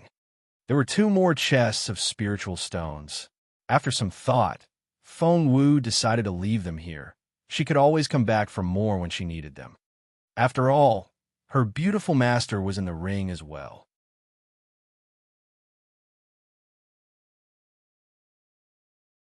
Chapter 422 Breakthrough. Chapter 422 Breakthrough. She didn't want to pile up the space with too much stuff, for it felt disrespectful toward her beautiful master. However, after reaching the spiritual grandmaster stage, Fengwu could make complicated seals with her hands now. Raising both hands, Fengwu's fingers moved swiftly. A golden seal soon appeared in the air, which then buried itself in the 2 chests. No matter where these 2 chests of spiritual stones were taken, she would be able to find them when she needed them later. Wait, was that a small chest of jade stones? Judging by the thick layer of dust over the chest, it had sat there for a very long time. Fengwu was anything but courteous, and she took all the jade stones. She then summoned Feng Tutu back. As expected, after Feng Tutu deliberately made some noise, all the guards were lured away again. Taking the opportunity, Fengwu shot out of the window on the 2nd floor and hid herself in the shadows of the trees. Feng Tutu was unbelievably fast for how plump it looked. The guards had 0 luck trying to catch up with it, and they eventually gave up. Fengwu sat down happily at the table after she got back to Fallen Star Yard. Miss, Granny Zhao came in with some sweet lotus seed soup and almost dropped the bowl when she saw all the white and green jade stones on the table. Miss, where did you get those? She had only gone off to make a late-night snack, and her mistress had made a quick profit in that short period of time. What Fengwu was doing at the moment was a reckless waste of this natural treasure. She was extracting jade essence. The white jade stones were softer in texture, and the green ones were harder. But to Feng Tutu, as long as the jade stone could provide it with jade essence, it didn't care how soft or hard the stone was. Fengwu looked up at Granny Zhao and gave the latter a smile. What do you think? They belong to the clan, don't they? Granny Zhao said in resignation. Yup, Fengwu said in a devil-may-care tone. To other people, these stones are pretty jewelry pieces they can carry around, but to Feng Tutu, they're its favorite food. Fengwu had discovered one of Feng Tutu's abilities already, which was to provide her with spiritual energy. Fengwu had been in desperate need of some extra spiritual energy when she was breaking through to the spiritual grandmaster stage. She couldn't have made that progress without Feng Tutu's contribution. Feng Tutu was like the ultimate healer, and its ability would be of great use in combat. As tiny as it was now, it could already produce quite a lot of spiritual energy. What would happen when it grew bigger? Fengwu was looking forward to it. The following day, a little after dawn. Sister, sister, sister. Fengwu was still asleep when Feng Xiaoqi rushed into her room and shook her arm in excitement. Last night, Fengwu had extracted jade essence from all the jade stones she obtained, which had exhausted her. She fell asleep right after. Sister, Feng Xiaoqi's voice seemed to have a penetrating power. What? Fengwu sat up with her duvet in her arms. She rubbed her sleepy eyes.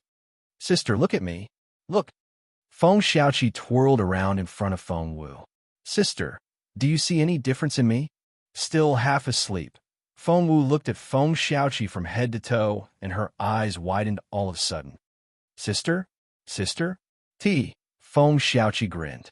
You want to tell everyone the good news. You're a level 3 spiritual master already.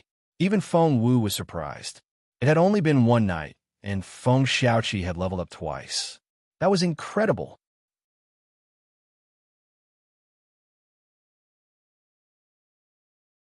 Chapter 423, New House. Chapter 423, New House. That's great.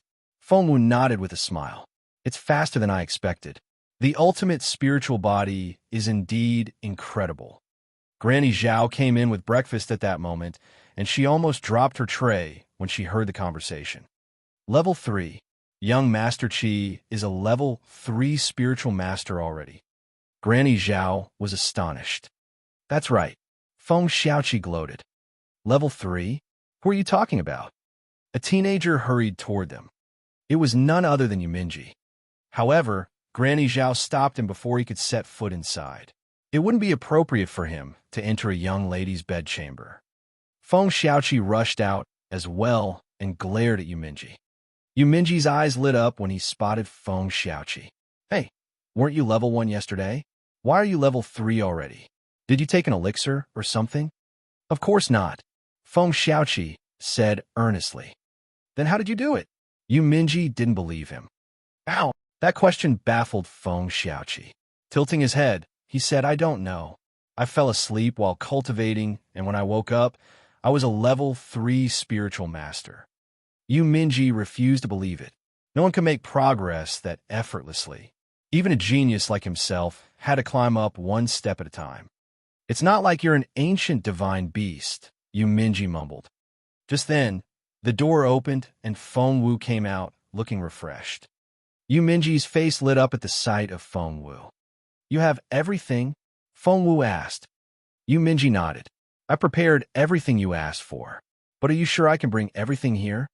Since Feng Yanfeng was still in charge of the manor, Fengwu gave it some thought, then said, I'll go have a look with you.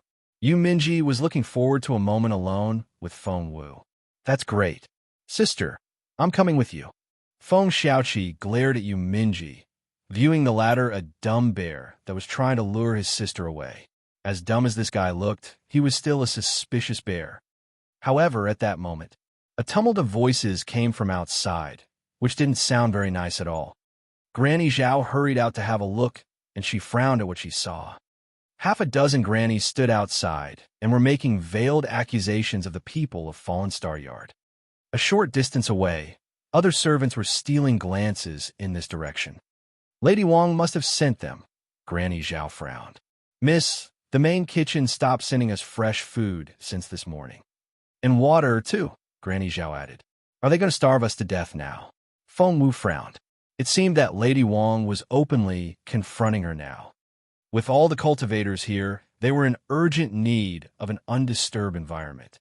Fengwu told Uncle Chiu, who had come out in a hurry, Uncle Chiu, go out now and see if there's any house on sale. No problem. Miss, are we moving out? Granny Zhao was a little concerned. Without the protection of the clan, other people may covet your mother for her beauty. Fengwu shook her head. I'm always out and about. Leaving you all in the manor is even more dangerous. As for our safety after we move out, I'll figure something out soon. She then turned to Yuminji. Take everything to my new house after that's settled. It'll save us an extra trip.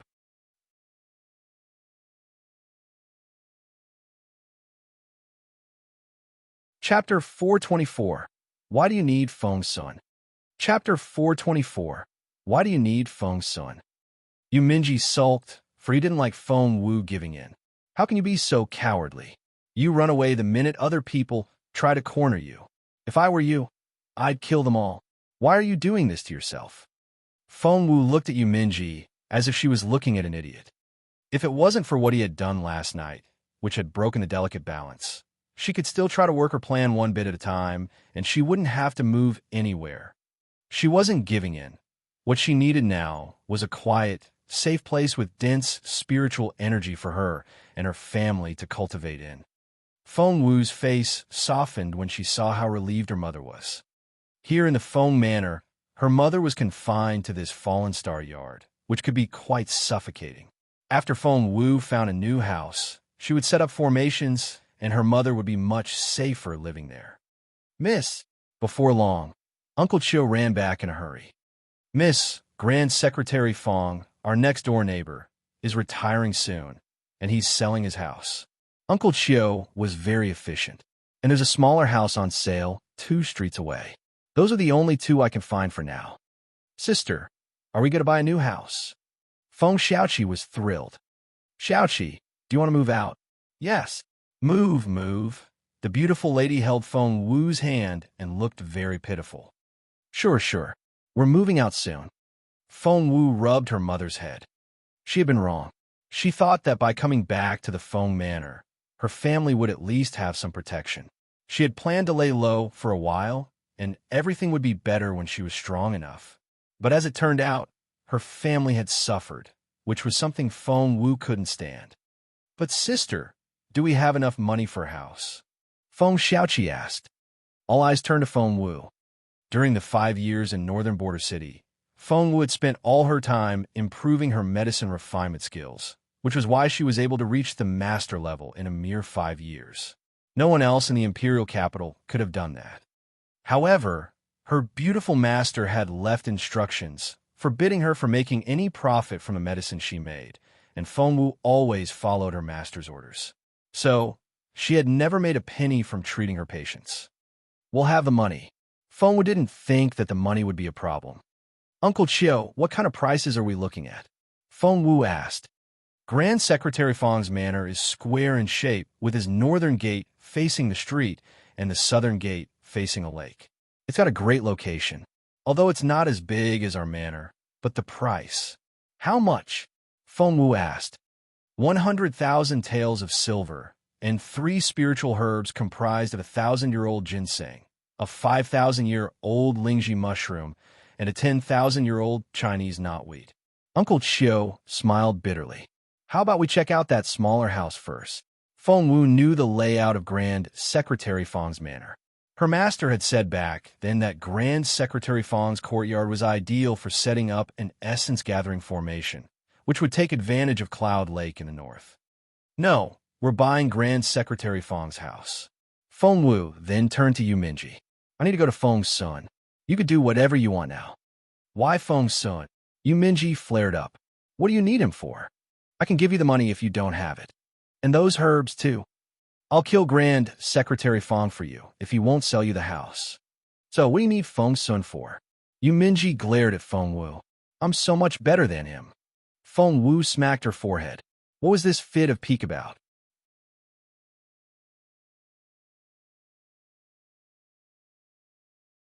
Chapter 425, What Good News?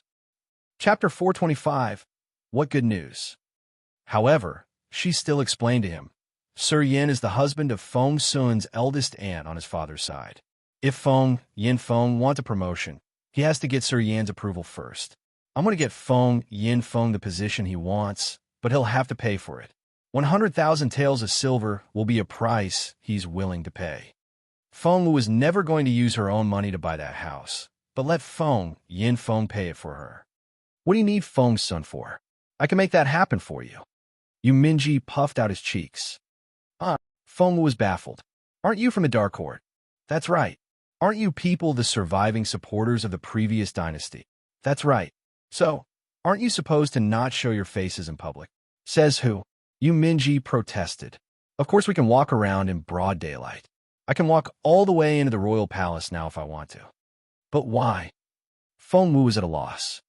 Because, Yu Minji said cheerfully, Dark City, where our Dark Court is located, has declared its independence from the Junwu Empire, and we have our own emperor now. That is to say, I'm officially the crown prince of the Dark Empire. And there's more.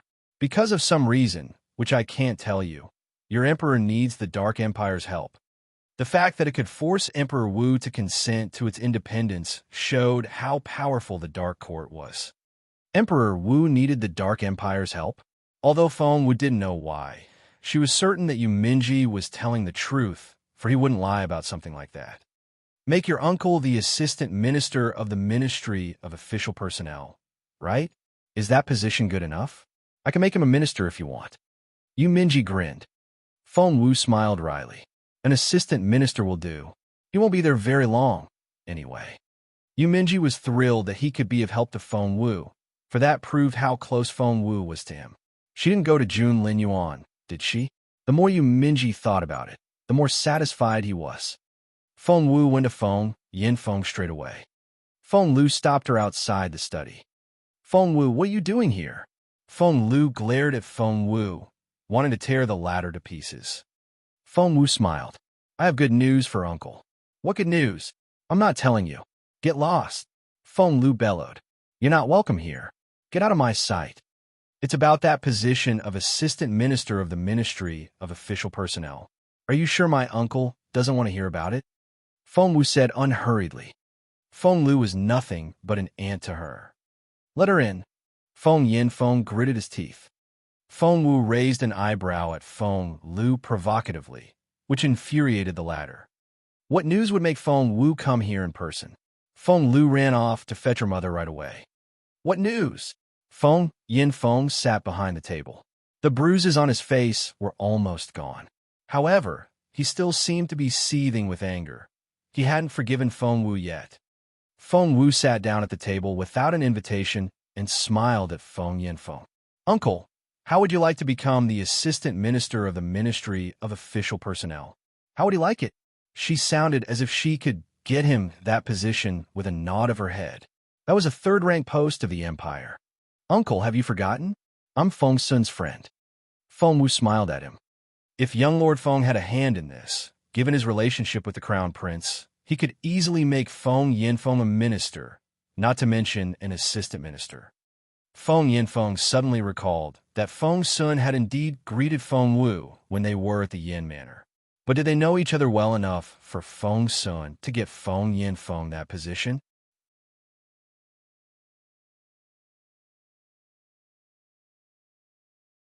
Chapter 426, Reap What One Sows. Chapter 426, Reap What One Sows. Plus, do you still remember that teenager who beat you guys up last night? Feng Wu said with a half-smile. Feng Yinfeng jumped to his feet with a livid face. How dare you? Feng Yinfeng raised a hand to slap Feng Wu. It was an utter humiliation for Feng Yinfeng. However, Feng Wu only stared at him with a haughty look on her face and didn't try to dodge. Feng Xiaoqi had woken up this morning as a level 3 spiritual master. Feng Wu had also made some progress herself. She was a level 2 spiritual grandmaster now. At this speed, she would become a spiritual elder soon. Once she became a spiritual elder, she would win a place for herself in the cultivation circle in the Imperial capital. Feng Wu had confidence in herself, and she was very level-headed. Feng Yinfeng's hand almost landed on Feng Wu's face when he saw the calm look in her eyes. Involuntarily, his hand shifted a little and it brushed past Feng Wu's fair cheek. Crossing her hands behind her back, Feng Wu smiled. Uncle, are you sure you don't want that position? Of course he wanted it. He wanted it more than anything else. Feng Yinfeng stared at Feng Wu. Your terms. By now, he knew perfectly well that Feng Wu was no ordinary girl. This girl could always surprise him. 100,000 taels of silver. What? Feng Yinfeng smacked the table. Are you out of your mind? That's ridiculous. Outside, Feng Lu was hurrying back to the study with her mother. Hearing Feng Yinfeng's roar, they exchanged looks and both let out breaths of relief. Feng Wu was an idiot. After what happened last night, Feng Yinfeng would never be on her side. She should consider herself lucky if Feng Yinfeng didn't strangle her at that moment. I hope father kills her himself. Feng Lu clenched her fists and gritted her teeth. It won't be long, her mother swore. Soon, the door opened. Lady Wang and Feng Lu straightened up immediately. Their eyes widened when they saw Feng Wu come out without a scratch. The girl then left without sparing them a look. She left just like that. Lady Wang and Feng Lu watched as Feng Wu left. They then looked at each other before turning to Feng Yinfeng. My lord, Dad. They each took one of Feng Yinfeng's arms. Feng Lu clenched her fists. Dad, why didn't you beat her up? Why did you let her leave just like that? Lady Wang eyed Feng Yinfeng eagerly as well, waiting for an explanation. However, Feng Yinfeng only cast Feng Lu a stern look. You asked too much for a young lady.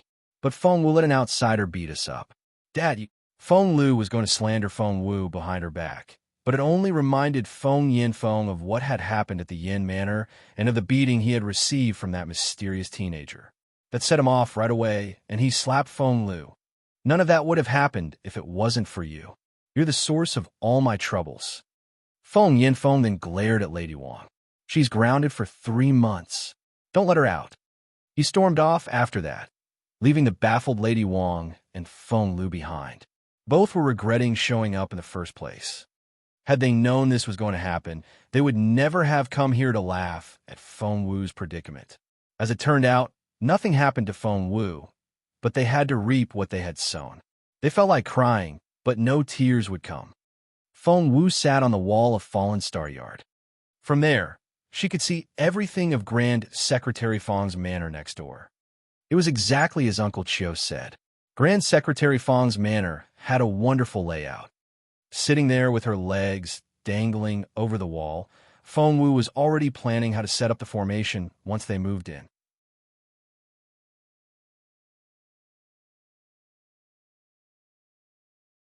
Chapter 427, A Place of Treasure? Chapter 427, A Place of Treasure. The more Feng Wu thought about it, the more excited she became. However, at that moment, Feng Wu saw the steward of the manor showing several people in. The one leading the group was a teenage girl in a lilac dress. She was about 15 or 16 years of age and looked quite mature already. She had an aggressive type of beauty, and there was something wild and fierce about her. Her own steward walked behind her and was chatting pleasantly with Steward Feng. Yi Fei, she was Zhuo Qingwan's elder cousin. That was why she looked so familiar. Feng Wu recalled that Yi Fei used to follow Zhuo Qingwan everywhere like a minion. What's she doing here? Feng Wu frowned. Because of the branches of the Chinese parasol tree, Feng Wu could see Yi Fei, but Yi Fei couldn't see Feng Wu. Does she want to buy this manor as well? Feng Wu murmured with a frown. Feng Wu hadn't been that into this manor in the beginning. However, she had already figured out how to draw the spiritual energy of the lake here for her formation, and she didn't want her plan to go to waste now. As a level 2 spiritual grandmaster, Feng Wu had exceptionally sharp hearing and sight, which enabled her to hear the conversation between the two stewards. My master is retiring soon, and the manor is up for sale. Yes, for 100,000 taels of silver. The money alone isn't enough. You'll have to pass my master's test as well. Steward Feng handed them a piece of paper. Here's the problem. Whoever solves it is eligible to purchase the house. Yi Fei took the piece of paper, had a look, and frowned. What's this? Steward Feng only smiled. Miss Yi, if you don't know what it is, you're probably not the right owner for this manor, Steward Feng said indifferently. Please come back in 3 days after you solve the problem. After that, Steward Feng was ready to see them out. From where she was, Feng Wu couldn't see the question on the paper, but her attention was caught by an ancient well in the center of the courtyard. Am I seeing things? Feng Wu rubbed her eyes. When she opened her eyes again, she could still see the purple glow in the well. Thanks to her beautiful master's teachings, Feng Wu had read a lot of books across all subjects. Her eyes lit up when she saw that flickering purple glow under the sunlight. Feng Tutu. Just then, Feng Tutu jumped out and dashed off toward that well. Feng Tutu. Feng Wu covered her eyes. Yi Fei and her people hadn't left yet. Would they spot Feng Tutu? Luckily, Feng Tutu was very fast, and it jumped into the well before any of them noticed. Seeing that Steward Feng had gone away to see the guests out, Feng Wu jumped down from the wall, and the next second, she was next to the well. Looking down, she noticed immediately that it was a dry well, and it had been that way for quite a long time, for the bottom was covered with rubble and dry leaves. But she couldn't see Feng Tutu anywhere. Feng Wu was surprised. She was certain that Feng Tutu had jumped into this well. Where was it now? Picking up a handful of sand, Feng Wu gave it a sniff. It smelled like. Feng Wu placed her right palm flat on the ground and reached downward with her spiritual essence, like a tree extending its roots.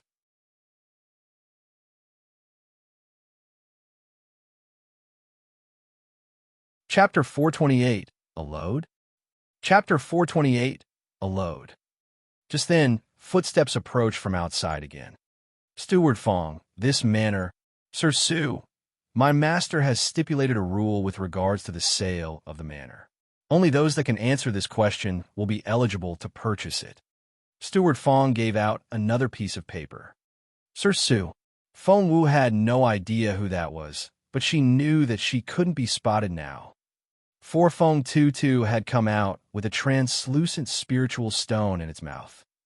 Judging by the appearance, it was a supreme grade spiritual stone, and it was worth a small fortune.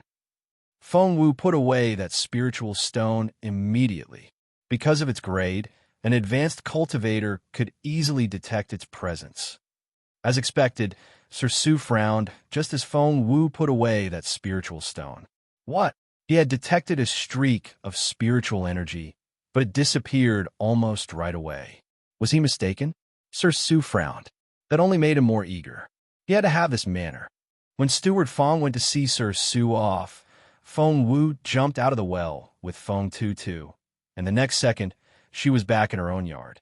She had hidden the stone in her ring to stop Sir Su from detecting it. Now, she finally had time to examine it closely. Regular people use bronze, silver, and gold as their means of payment. But for cultivators, spiritual stones were the actual currency they used. For all cultivators needed spiritual stones to progress in their cultivation.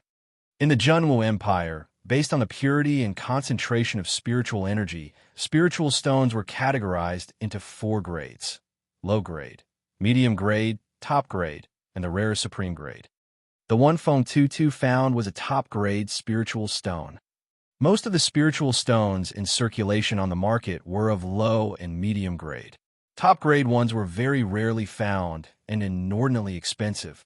Feng Wu examined the shape of the spiritual stone. It hadn't been cut by any tools, but had been broken off by Feng Tutu.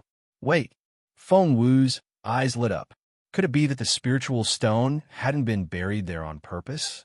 And what was down, there was a spiritual stone mine. And top-grade spiritual stone, for that matter. Feng Wu was thrilled. Seriously? She had grown up in the Feng Manor. How could she have failed to notice a top-grade spiritual stone lode beneath the Feng Manor, which was only one wall away from her own home? If that was the case with the Feng Manor, what about the Feng Manor? Sitting down with her legs crossed, Feng Wu sent a streak of spiritual essence down into the ground. However, with her current capability, she could only make it as deep as 15 meters. And she detected no such load in those 15 meters. Feng Wu turned to Feng Tutu. Is there a load underground over here? Feng Tutu looked at Feng Wu in bewilderment. Holding that top-grade spiritual stone in one hand, Feng Wu pointed at the ground with her free hand. This? Do we have it here? Feng Tutu shook its head, then nodded. What was that supposed to mean? Feng Wu was at a loss. But Feng Tutu was a cub after all. Even if it was able to detect treasure, the range would be rather limited. Feng Wu's hand curled into a fist. I have to get to Feng Manor next door. That was a top-grade spiritual stone lode. Even extremely prestigious family like Feng Sun's would be thrilled by such a discovery, not to mention Feng Wu. For no price was high enough for top-grade spiritual stones.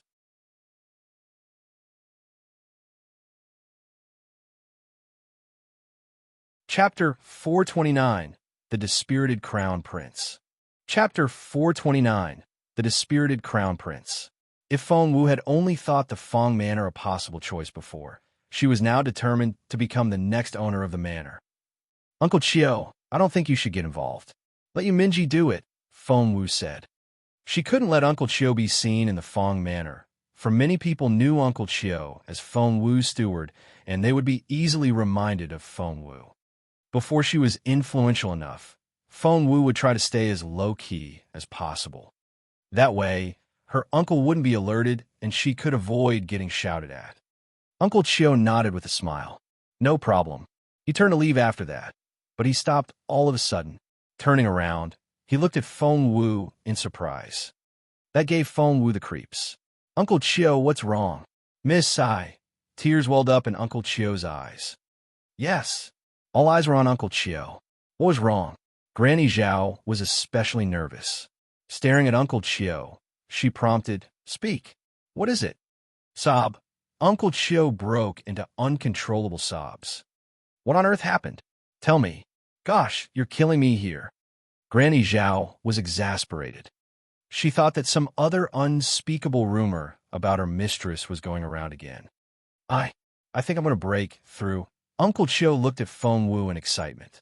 Miss, I'm going to level up. Uncle Chio had been stuck at level 8 for so many years. He had kept trying, but without success. However, after trying a manual, Miss Feng Wu gave him last night. And today, Feng Wu was also pleasantly surprised. She had expected to see progress in Uncle Chio in 10 days, but as it turned out, it only took Uncle Chio 1 day to achieve that. It seemed that Uncle Chio had more potential than she expected. That was great, for the stronger Uncle Chio was, the safer this family would become. Feng Wu said in a hurry, "Your top priority now is to break through. Miss this one, and you'll never know when your next epiphany will be." Uncle Chio nodded repeatedly, for Feng Wu was telling the truth. "Uncle Chio, leave the purchase of the house to me. I'll go get you Minji. But miss, I'm looking forward to seeing you as a level 9 spiritual master when I come back." Feng Wu beamed at him. Of course. Uncle Chio nodded in excitement. Feng Wu thought to herself, as she walked out, that Uncle Chio alone wasn't going to be enough to guard her family. She would have to hire more loyal servants when she had the chance. She was out of the manor and a street away from home by the time she realized something.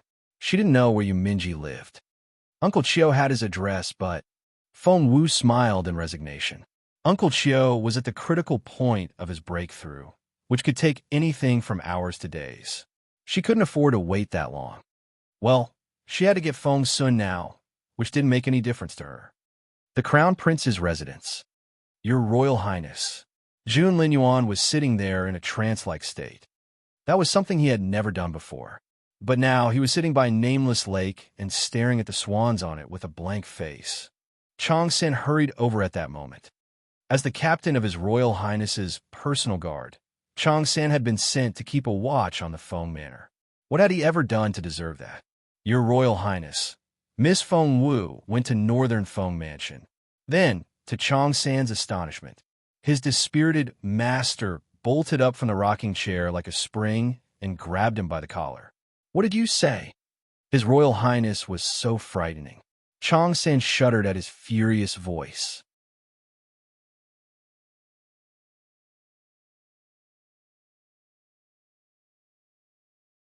Chapter 430. Enemies are bound to meet. Chapter 430. Enemies are bound to meet. Why, Your Royal Highness. Chong Sen was genuinely frightened. Endless spiritual energy spread out from Jun Linyuan like a formidable dark storm. Crack. Turning around, Chong San saw that Nameless Lake, which had been rippling with blue waves a moment ago, had frozen over. Moreover, the ice was cracking as he watched. That was so terrifying. Jun Linyuan then tossed Chong San aside and headed for the gate. Chong San patted his chest, still shaken. To others, he was the extraordinary General Chong, but when the Crown Prince was around, Feng, who had been standing next to Jun Linyuan, darted a casual look at Chong San before following his master out. That look finally made Chong San see the light. That was it. He totally saw it now. Holy shit. General Chong, who was known for his seriousness and discretion, smacked himself on his thigh. How could he have missed that? His Royal Highness was obviously jealous. He was so in love with Miss Feng Wu. Recalling how he had offended Miss Feng Wu, Chong Sen broke into a cold sweat. At the same time, Feng Wu was outside Northern Feng Mansion. It was as grand as she had expected. 2 enormous stone lions stood on either side of the gate, looking magnificent and mighty. Those eyes had an intimidating feel to them. Feng Wu was stopped at the gate. She got right to the point. I'm here to see Feng's son. May we have your name, please? Impressed with Feng Wu's stunning beauty and posture, the captain of the guards asked the question politely. He was going through various names in his head. Since when was there such a beauty in the Imperial capital? Why hadn't he heard of this? Tell him that it's Miss Wu of the Feng family, Feng Wu said proudly, crossing her hands behind her back. Miss Wu of the Feng family. The captain's eyes widened, and he looked intrigued. That Miss Feng Wu who was supposed to have fallen. Miss Wu, please wait here a moment. The captain went inside in a hurry. Feng Sun's courtyard was called No Mercy. Right now, the door to No Mercy Yard was tightly shut. Knock, knock. The captain knocked on the door. Sir, miss. Go away. Feng Sun bellowed in irritation. But sir, I don't care who it is. I'm not coming out, even if it's Jun Linyuan himself. Seeing his bruised face in the mirror, young Lord Feng wanted to cry. How was he supposed to go out with a face like this? Rejected, the captain shook his head, sighed, and headed back.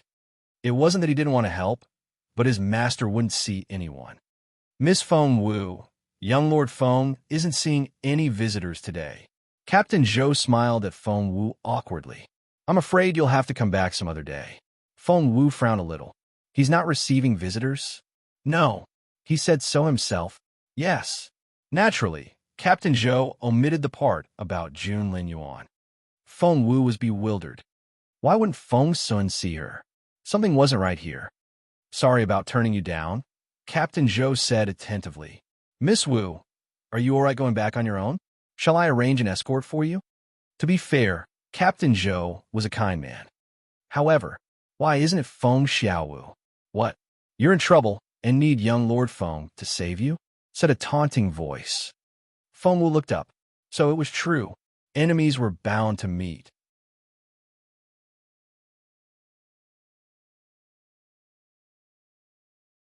Chapter 431, The Feng Manor. Chapter 431, The Feng Manor. It was none other than Mu Yaoyao herself. Mu Yaoyao came out of Northern Feng Mansion, walked around Feng Wu, and looked the latter up and down. She smacked her lips. Weren't you crazy about His Royal Highness? And weren't you cuddling with you Minji in the street after dark?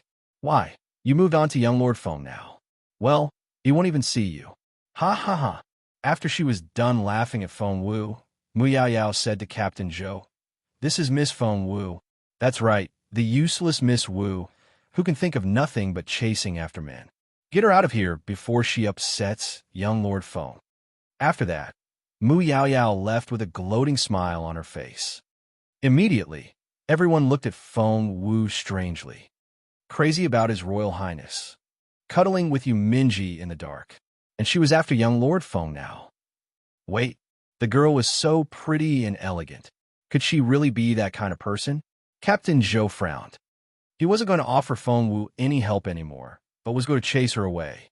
Just then, a carriage stopped outside the manor, and some maids helped a graceful noble lady down from the magnificent vehicle. Little Feng Wu. Lady Northern Feng's eyes lit up when she spotted Feng Wu. Lady Northern Feng dismissed her maids Ziyuan and Lan Yuan immediately and hurried toward Feng Wu. Her pretty eyes twinkled with excitement as she said in surprise, Little Feng Wu, it's really you. Lady Northern Feng was really fond of Feng Wu, to the point that she wanted to smuggle Feng Wu into Northern Feng Mansion and raise the girl as her own daughter. She would have defended Feng Wu during the banquet at the Yin Manor, but one thing led to another, and before she could do so, Feng Wu was gone. Lady Northern Feng Wu smiled wholeheartedly. If it wasn't for the lady's help 5 years ago, Feng Wu wouldn't have been able to take her family all the way to Northern Border City when she had been so weak herself. It's really you. As a daughter of a general, Lady Northern Feng was very forthright herself. She greeted Feng Wu with a smack on the latter's shoulder. What were you thinking? You haven't come visit me after you got back. I see you've forgotten about me. Before Feng Wu could say another word, Lady Northern Feng went on. Look at you. You were such a pretty little thing back then, and you're stunning now. No man will be good enough for you. Captain Zhou mumbled something at that moment. What was that? Lady Northern Feng caught a word or two of what he said, and she frowned and asked the question in a harsh tone. Intimidated by Lady Northern Feng's stern countenance, Captain Zhou lowered his gaze. It was something Miss Mu said before she left. She said that Miss Feng wouldn't leave His Royal Highness alone, but she was hitting on you Minji, the sacred son, at the same time, and that she was moving on to our young lord now. Smack!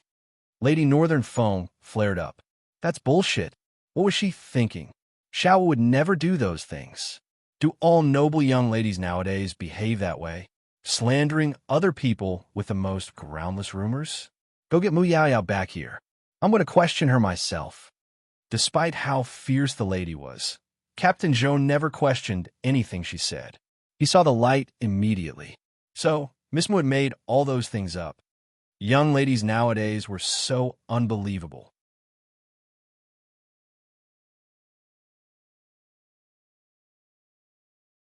Chapter 432, Lady Northern Foam. Chapter 432, Lady Northern Foam. Captain Zhou sent a team of his men to go after Mu Yao Yao. Lady Northern Foam, on the other hand, held Feng Wu's hand affectionately. Such a beautiful girl. There was both childlike innocence and wisdom in her eyes. The girl wore an ankle-length sky blue dress and a crimson fur coat with piping made from white fox fur. The outfit set off her flawless skin, which was so fair that it seemed transparent. Lady Northern Foam loved that unassuming and neat look, not to mention that she found the girl's temperament most compatible. Come, let's catch up inside. Lady Northern Foam wanted to lead Feng Wu into the mansion. However, Feng Wu only smiled. Aunt Feng, I'm here to see Feng's son. Feng's son. Lady Northern Feng's eyes sparkled. The girl had come here just to see Feng's son? Was she fond of Feng's son? Lady Northern Feng was elated. Taking Feng Wu's hand, she asked in a trembling voice, Kiddo, you want to see Feng's son? Do you know each other? Feng Wu nodded. We've met a few times. No problem. One of Lady Northern Feng's greatest wishes back then was to have little Feng Wu as a daughter-in-law, and she offered her help with delight. Come, I'll take you to that dumb boy. Things are looking up. Lady Northern Feng thought happily to herself. Outside Feng, Sun's no mercy yard. Thump, thump, thump. Lady Northern Feng banged on the door. Ziyuan and Lan Yuan exchanged looks, and both wished they could be somewhere else. Their lady behaved like anything but a noble lady. One would easily take her for a she-bandit. What? An impatient voice bellowed inside. Feng Sun was full of despair. Boss Jun showed up last night and challenged him for no reason. When Feng Sun was finally about to circulate his spiritual essence in his body to help with the bruises on his face, someone banged on his door. Is Feng Sun in the middle of something? Feng Wu frowned. Aunt Feng, I can come back some other day. Lady Northern Feng was exasperated. Her future daughter-in-law had come to visit, and her stupid son was sabotaging everything. Lady Northern Feng gave the door a kick. Thump! The door to No Mercy Yard fell down at the impact. Ziyuan and Lan Yuan both looked up at the sky, pretending not to have seen anything. Let's go. Lady Northern Feng grabbed Feng Wu's hand and dragged her in. Feng Sun's stomach lurched when he heard his mother's voice. Shit! He was finally able to lighten the bruises on his face, only for them to expand in size, which made him look horrendous. Whoosh! The stylish young Lord Feng ran to his bed and wrapped a thick duvet around himself, head included. Lady Northern Feng charged in, dragging Feng Wu behind her. Feng Wu smiled in resignation. I think I can come back another day. No, I won't let you do that. Lady Northern Feng led Feng Wu into the bedroom. Wait, where is he? Looking around, Lady Northern Feng couldn't find Feng Sun anywhere. She was ready to leave when she noticed the situation on the bed. You brat, I was finally able to get Xiao Wu to come here, and you're hiding yourself under a duvet? Didn't you cry your eyes out when you were 3, saying that you were going to defeat His Royal Highness and take little Feng Wu away? Lady Northern Feng, the merciless mother, yanked the duvet off. Whoosh! Feng Sun looked up when he lost his cover. Lady Northern Feng burst out laughing when she saw Feng Sun's heavily bruised face.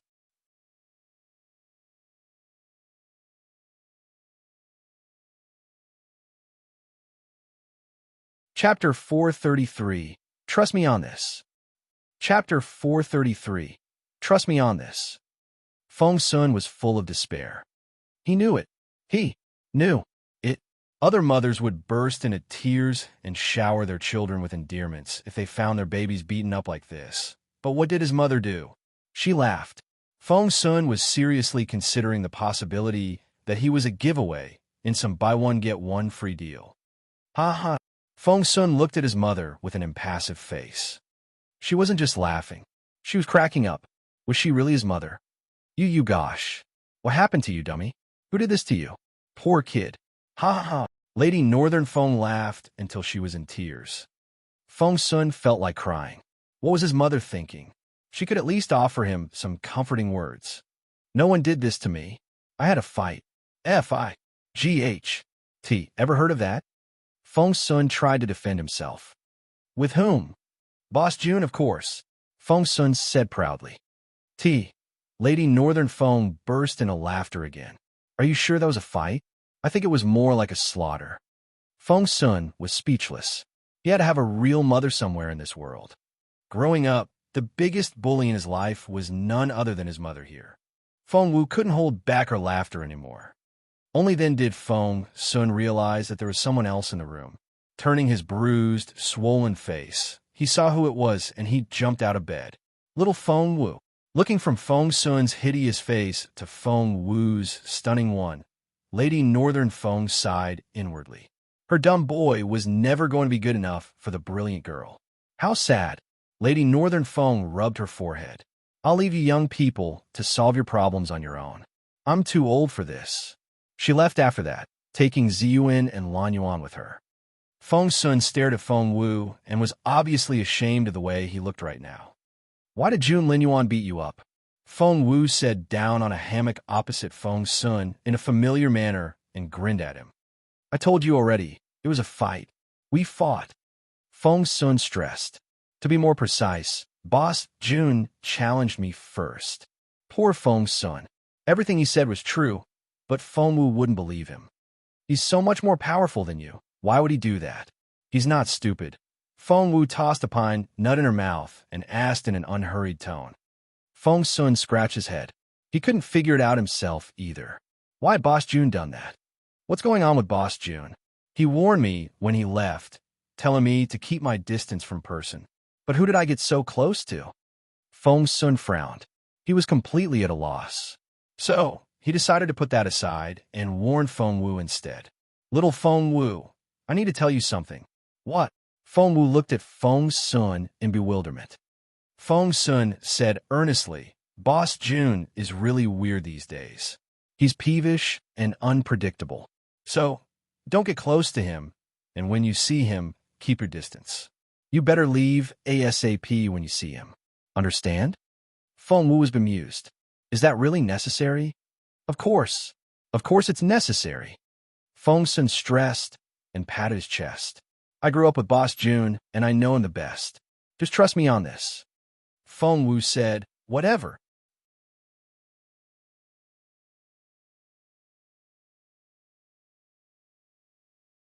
Chapter 434. Boss June is here. Chapter 434. Boss June is here. I don't know why, but Boss June seems to find you particularly unlikable. Why, don't be sad. Feng Sun patted Feng Wu on the shoulder. I like you. Feng Wu brushed Feng Sun's hand off her shoulder and threw a dirty look at him. Just then, a gust of wind blew in through the gate. Rumble. No Mercy Yard, which was equipped with an advanced defense system, cracked under the impact. Feng Sun jumped at the sound, and before he knew it, he was shielding Feng Wu with his own body. He then looked up in the direction of the gate. The aura was formidable. The power was dark and terrifying, and the person could make one shudder in fear. Boss June. Seeing how dark Boss June's impeccable face was, Feng Sun felt his heart skip a beat. Feng Wu. Boss June bellowed. Get the hell out of there. Feng Sun saw the light right away. So, little Feng Wu had offended Boss June again. For some reason, Boss June seemed to find fault with everything she did. Since he was June Lin Yuan's childhood friend, Feng Sun thought he could intervene. Keeping Feng Wu behind him, he said, Boss June, if Feng Wu has offended you somehow, please go away. June Lin Yuan roared at Feng Sun. The terrifying sound wave tore the roof open. Feng Sun blanched. Little Feng Wu was a cripple, and Boss Jun looked so pissed. One slap, and he could easily kill the girl. At that thought, Feng Sun said in a hurry, "Boss Jun, if you want to hit someone, hit me instead." Jun Linyuan thought his head was going to explode. He had warned Feng Sun already, telling him to stay away from Feng Wu. But what did he do? The two of them were alone in a room and were all lovey-dovey. Even someone with a milder temperament would lose their temper, let alone the crown prince, who was very irascible. Feng arrived in time to hear what Feng Sun said, and the steward rolled his eyes in resignation. Jun Linyuan darted a look at Feng. Feng took the hint right away. He went up to Feng Wu and said politely, "Miss Wu, this is a duel between two men. If you wouldn't mind, please wait outside." A duel between two men? Feng Wu frowned. That was a strange choice of words. "Xiao Wu, get out of here!" Feng Sun shouted at Feng Wu. Feng Wu glanced at Jun Linyuan, who was staring at Feng Sun with a grim look on his face, as if he was going to eat Feng Sun whole. Something didn't feel right. Feng Wu scratched her head, but couldn't figure out what it was. She had no choice but to go out as instructed. Feng followed her out and closed the gate behind them. Feng was about to drop Feng Wu some hints when a teenage boy scampered toward them. Brother Feng, the third one. His eyes widened when he spotted Feng, and he abruptly stopped talking. Mr. Feng," the teenager faltered. Feng greeted him with a nod. "Hello, young Master Mu the Sixth." Young Master Mu the Sixth? As a Mu Yujie, the sixth son of Lord Mu. Feng Wu remembered young Master Mu as this boy who followed Feng Sun around when they were little. By the looks of it, he was still doing that. Young Master Mu looked surprised when he spotted Feng Wu. Such a pretty girl. Which family was she from? Just then, they heard Feng Sun's voice inside the room. "I don't care. I like little Feng Wu. I like her, and I like her." Bang! Something heavy smashed on the floor, and young Master Mu's stomach lurched.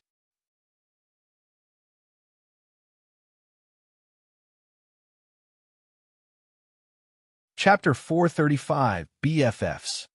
Chapter 435, BFFs. Young Master Mu gleaned a lot of information from that statement. So, his brother Feng the Third liked a girl called Little Feng Wu. Feng turned a gaze devoid of warmth on the teenager. "Young Master Mu, can I help you with anything?" Young Master Mu's stomach lurched, and he replied with an ingratiating smile on his face. "No, that's all right. I was just taking a walk. That's all." After that, young Master Mu darted another curious look at Feng Wu and ran off. After hanging out with Feng Sun all these years, of course he knew who Feng was. What did it mean when Feng showed up? It meant that Boss Jun was around. Young Master Mu was dauntless, but only when Jun Linyuan wasn't around. So, he turned around and fled the scene without hesitation. Feng looked at Feng Wu and sighed. She was such a smart girl, but why was she so dumb in this aspect? Feng was vexed. He couldn't just blurt it out. "Miss Wu, may I ask what you need young Master Feng for?" Feng Wu replied after some thought. "I have my eye on a manor, and I'd like Feng Sun to purchase it on my behalf."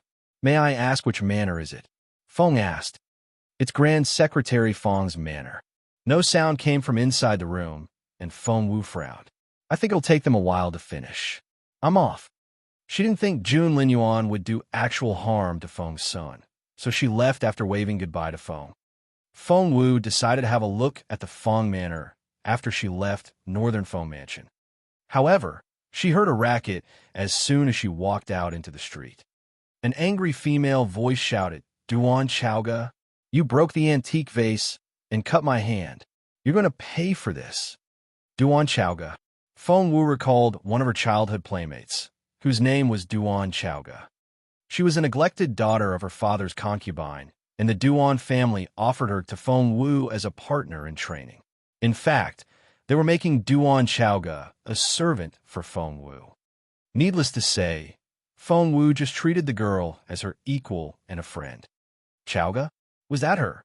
Feng Wu turned in that direction, and she frowned at what she saw. It was a rotund girl. She was of the same height as Feng Wu, but she had to weigh about 3 times more. She was too overweight to even walk properly. She had a multi-layered chin on her very round face. However, Feng Wu could still recognize the girl she used to play with. It really was Duan Chaoga. Tears welled up in Feng Wu's eyes when she saw Duan Chaoga like this. What had Chaoga gone through? Why was she like this? Feng Wu then noticed that the person who had grabbed Duan Chaoga by the hair was Yi Yifei, the girl who wanted to purchase the Feng Manor. Duan Chaoga, you're going to pay for this. Pulling Duan Chaoga's hair, Yi Yifei smirked. You look like a pig. Weren't you Feng Wu's minion? Have you become as useless as her? You're the ugliest piece of shit I've ever seen. Say whatever you want about me, but leave Xiao Wu out of this. Chaoga charged at Yi Yifei with all her might. Caught by surprise, Yi Yifei was knocked over. Crumble. She bumped into a shelf full of antiques, which all tumbled down, and she was buried in broken porcelain pieces. Feng Wu was speechless. Duan Chaoga was equally frightened. She stood there, looking flustered, and was at a loss over what to do. Smack! Duan Chaoga was slapped hard on her cheek.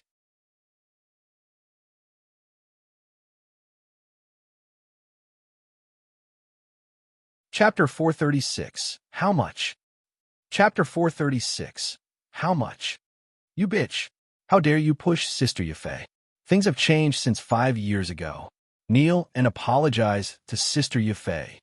With those words, a girl tried to kick Duan Chaoga in the back of her knees. That's enough. A chilly voice rang out. The girls looked up and saw a stunning girl walk over. She was as pretty as a picture. She was so beautiful. Who was she? Xiao Wu? Are you Xiao Wu? Duan Chaoga, who had worshipped Feng Wu since she was little, asked in a trembling voice. Feng Wu, staring at Feng Wu, Yi Yifei was astonished. How could anyone be this beautiful? Zhuo Qingluan was known for her beauty, but compared with Feng Wu. Yes, it's me, Feng Wu replied with a frown. What's going on? Xiao Wu sobbed, like someone who had just found a rock in the shifting sands of her existence.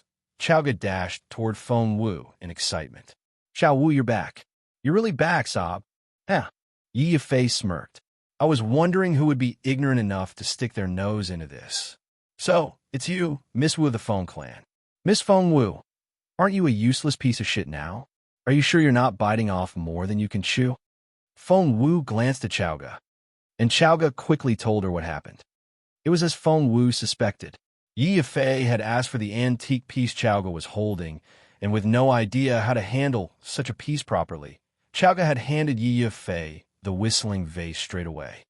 However, Yi Yifei drew back her hands before the vase reached her, and with a crash, the vase fell to the floor with a crisp sound, shattered, and cut Yi Yifei's hand in the process. This is an antique vase made by Imperial order in the previous dynasty and is one of a kind. Yi Yifei stared at Feng Wu with a half-smile. Isn't Chaoga your minion? I'm sure you won't stand by and do nothing. Feng Wu glanced at the whistling vase, and she saw immediately that it was a genuine piece with a signature on the bottom. Made by Yu Wei. Yu Wei was a renowned formation master of the previous dynasty, and a whistling vase could do more than just whistle. As expected, the owner of Elegant Ink Gallery came out with a long face.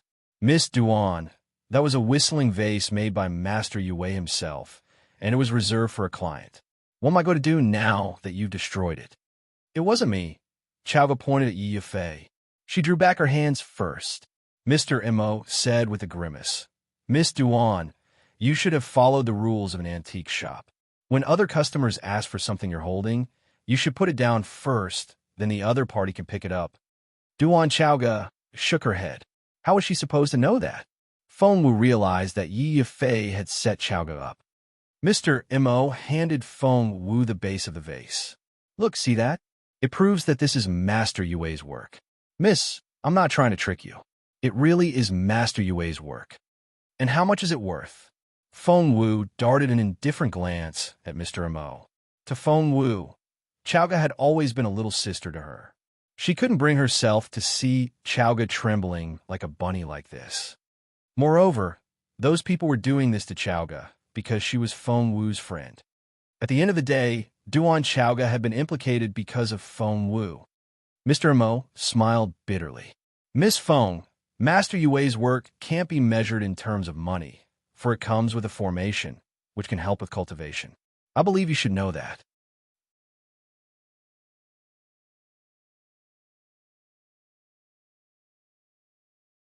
Chapter 437, The Whistling Vase.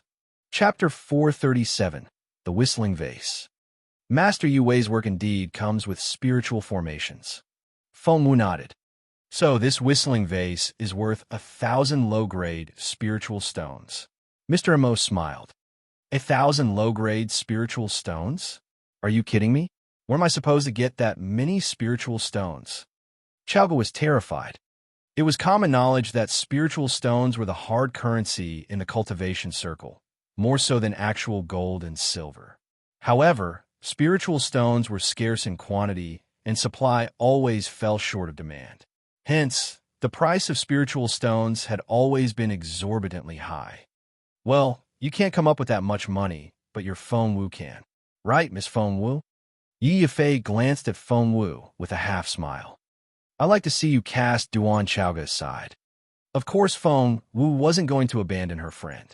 Moreover, she needed to find an opportunity to talk to Chowga.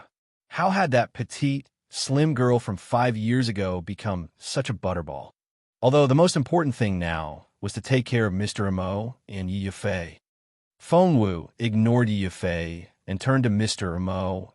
1,000 spiritual stones would be a fair price if this were an authentic work by Master Yue. Actually, you could almost call it a bargain. Mr. Mo's kind smile vanished and his face twisted. What? Is Miss Feng suggesting that this whistling vase is a fake? Of course it's fake, Feng Wu said without hesitation. Mr. Mo flared up. Miss Feng, are you saying that Elegant Ink Gallery knowingly cheats our customers? Glancing at the pile of broken porcelain pieces on the floor and the shelf that Yi Yifei knocked over when Chowga bumped into her, Mr. Mo smirked. Good, you got my hint. Feng Wu nodded. Chowga is responsible for breaking this whistling vase because she didn't know the rules of an antique shop. That's a lesson she needs to learn. However, we're not going to pay the 1,000 spiritual stones. You'll get 1,000 taels of silver instead. Mr. Mo's face darkened. Yi Yifei snorted before he could say anything. 1,000 taels of silver? Are you paying off a beggar? Do you know who the owner of Elegant Ink Gallery is? Who might that be? Feng was actually intrigued. Mr. Amo said, this whistling vase is our 6th young master's favorite. He reserved it for his mother's birthday, and I don't think the young master will find 1,000 low-grade spiritual stones enough. By now, a large crowd had gathered round, but they stayed on the fringe so as not to accidentally knock over some antique pieces. The 6th young master? Is he referring to the 6th son of Lord Mu? That's him, all right. Young Master Mu is well known in the Imperial capital for his unruly behavior. He's well-connected and gets along with people both above board and underground. The east side of the city is his territory. There was this time when a third-ranked official came to the Imperial capital and offended young Master Mu somehow. That guy ended up being locked up a few days after that. His father is a lord. Of course he's well-connected. That's not it. Lord Mu isn't influential enough to remove a third-ranked official from his post. Young Master Mu has a much more formidable acquaintance than his father, said that person in a mysterious voice. Young Master Mu? That jogged Feng Wu's memory. That teenager she met at Feng Sun's place. However, she couldn't connect that capering teenager with this big boss that everyone was talking about, who associated with both the lawful and lawless. That teen couldn't be the same person, right? Mr. M.O. let others introduce the background of this shop before turning his cold gaze on Feng Wu. Miss Feng, are you sure you're going to get involved in this? Feng Wu nodded. Mr. M.O. smirked. I think I know where the Feng Manor is. If Miss Feng can't come up with 1,000 low-grade spiritual stones, we'll go fetch it from your clan.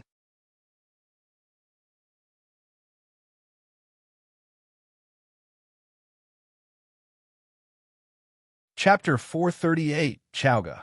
Chapter 438, Chowga. Everyone looked at Feng Wu strangely after those words. This Miss Feng wasn't the one who broke the whistling vase, so she shouldn't have to pay for it. Anyone else would have stayed as far away as possible, let alone make it their responsibility. Little did they expect that Feng Wu would take everything upon herself, which was quite an honorable thing to do. A wise-looking old man in a plain outfit observed Feng Wu with great interest. An elderly steward with a stern, impassive face stood beside him. Despite how stoic he looked, there was no question that he was exceptionally capable in cultivation. Xiao Wu was overwhelmed with a sense of guilt. She knew how arrogant the people of the Feng clan were, and what a hard time those people must be giving Xiao Wu. She was here to buy a gift for Xiao Wu today, but look at what she had done. She couldn't do anything without causing trouble. Xiao Gu felt like slapping herself. Mr. Mo's words didn't make Feng Wu flinch, and she only smiled proudly. Mr. Mo, I'm afraid you won't get a chance to do that. Is that so? Mr. Mo, as well as everyone else, was intrigued. Why was Miss Feng so confident that she didn't need to pay for it? Because this whistling vase is a fake. Feng Wu announced it in a calm voice. A fake. Everyone else looked at Mr. Mo in astonishment. Fake. Elegant Ink Gallery sells knockoffs. I bought an incense burner just the other day from this shop. I think I need to have it appraised. Mr. Mo was furious. Face dark, he glared at Feng Wu. Miss Feng, you shouldn't brag about taking responsibility if you can't afford it. Are you going to slander our elegant ink gallery to avoid paying the bill? What's wrong with young ladies nowadays? How can you be so vicious? Yi Yifei crossed her arms and chimed in offhandedly. Mr. Mo, not all young ladies are like this. Miss Wu here is an exception. She's that useless fifth daughter of the Feng family. Everyone let out cries of surprise. Feng Wu used to be so famous 5 years ago. With her talent, everyone in the Zhenwu Empire thought that she would become the second Jun Lin Yuan. She's that Feng Wu who was called a genius from young. The one who lost all her abilities 5 years ago. His Royal Highness canceled his engagement to her. That Feng Wu. And instantly, all eyes were on Feng Wu. This was the girl that had almost become His Royal Highness's wife. That old man in the crowd also gave Feng Wu another glance, as if deep in thought. Xiao Gu almost broke into tears. She would rather die than see Feng Wu humiliated like this. Xiao Wu, please leave. I can handle this on my own. Xiao Gu tried to push Feng Wu away, her tone adamant. Feng Wu only smiled and nodded at Xiao Gu. She then turned to Mr. Mo. You can't turn a fake piece into an authentic one, even if it's been broken and mixed in with 1,000 other pieces. Mr. Mo smirked. Fine. If you say it's a fake, prove it. Do that, and you won't have to pay a penny. Feng Wu nodded. Deal. Xiao Gu really wanted to slap herself.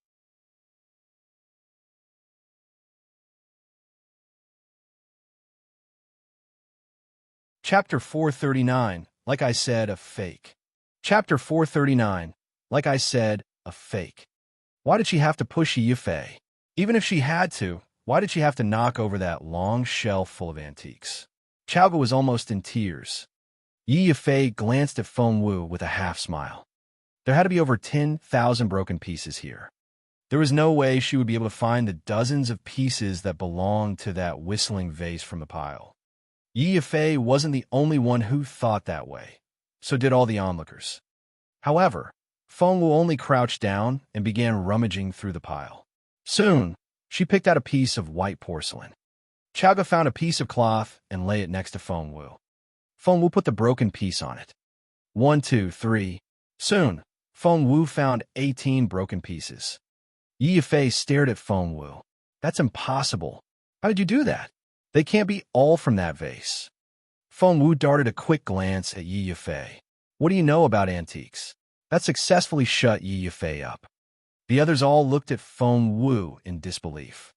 There had to be tens of thousands of broken pieces here, and all of them were white. How did she know which was which? No, she had to be picking at random. She would be so embarrassed when she tried to put them together. However, that wise-looking old man's eyes flickered. With his capability, he was able to detect something the others couldn't. Feng Wu saw some glue lying around, and she put it to use. She stuck a piece of thin paper on the inside of one porcelain piece before sticking the other pieces onto it. Finally, she put everything on the base, and in under a minute, the whistling vase was put back together. It was intact, tidy, and looked as good as new. Mr. Mo's eyes widened. How was that possible? Feng Wu darted a glance at Mr. Mo in a careless way. Is this the so-called whistling vase made by Master Yu Wei? Mr. Mo couldn't say no. The vase had been put together so perfectly that he had no reason to deny it. Yes, Mr. Mo said through gritted teeth. Sweat began trickling down the sides of his face. With the appraisal and repair skills Miss Feng had just demonstrated, there was no doubt that she was at the master level or above. Good. Feng Wu gave a nod. Holding Feng Wu's arm, Xiaoga burst into tears of joy and she hopped around. Xiao Wu, we don't have to pay for it. That's wonderful. Silly girl. Feng Wu hadn't even started yet, and she was already over the moon. Mr. Mo stared at Feng Wu. That's right. This is Master Yu Wei's whistling vase. But even when you've repaired it, it won't be as valuable as it was. Isn't that the case, Miss Feng? Feng Wu nodded. That is true, if this was an authentic piece. Are you going to insist that this is a fake? Mr. Mo's face turned livid. Crossing her hands behind her back, Feng Wu said proudly, Of course it is. Fine. Mr. Mo was so angry that he burst into laughter. Picking up the whistling vase, he called out to the crowd. I believe that everyone here are experts in antiques, and I wonder if someone could help us with the appraisal. I'll do it. An old man in a navy blue robe stepped out and went up to Mr. Mo. Master Bien, someone cried out in surprise. The legendary Master Bien?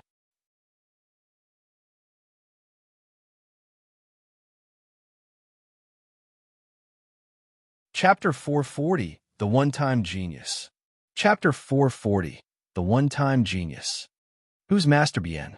Why do you all know that name? Seriously? You don't know who Master Bien is? He's a master who took part in building Imperial College's essence-gathering formation. Mr. Mo's face lit up when he saw Master Bien. Master Bien, it's nice to see you here in elegant ink gallery again. Formations were related to antiques, which was why Master Bien was a frequent customer here. Crossing his hands behind his back, Master Bien nodded at Mr. Mo with a stern look on his face. He then turned to the whistling vase on the table. Before he said anything, his servant provided him with a pair of fine white gloves. The impassive expression still on his face, Master Bien put on the gloves before he picked up the vase. He then examined it inch by inch with a magnifying glass. All eyes were on Master Bien. Master Bien had helped build Imperial College's essence-gathering formation and was well known on the continent.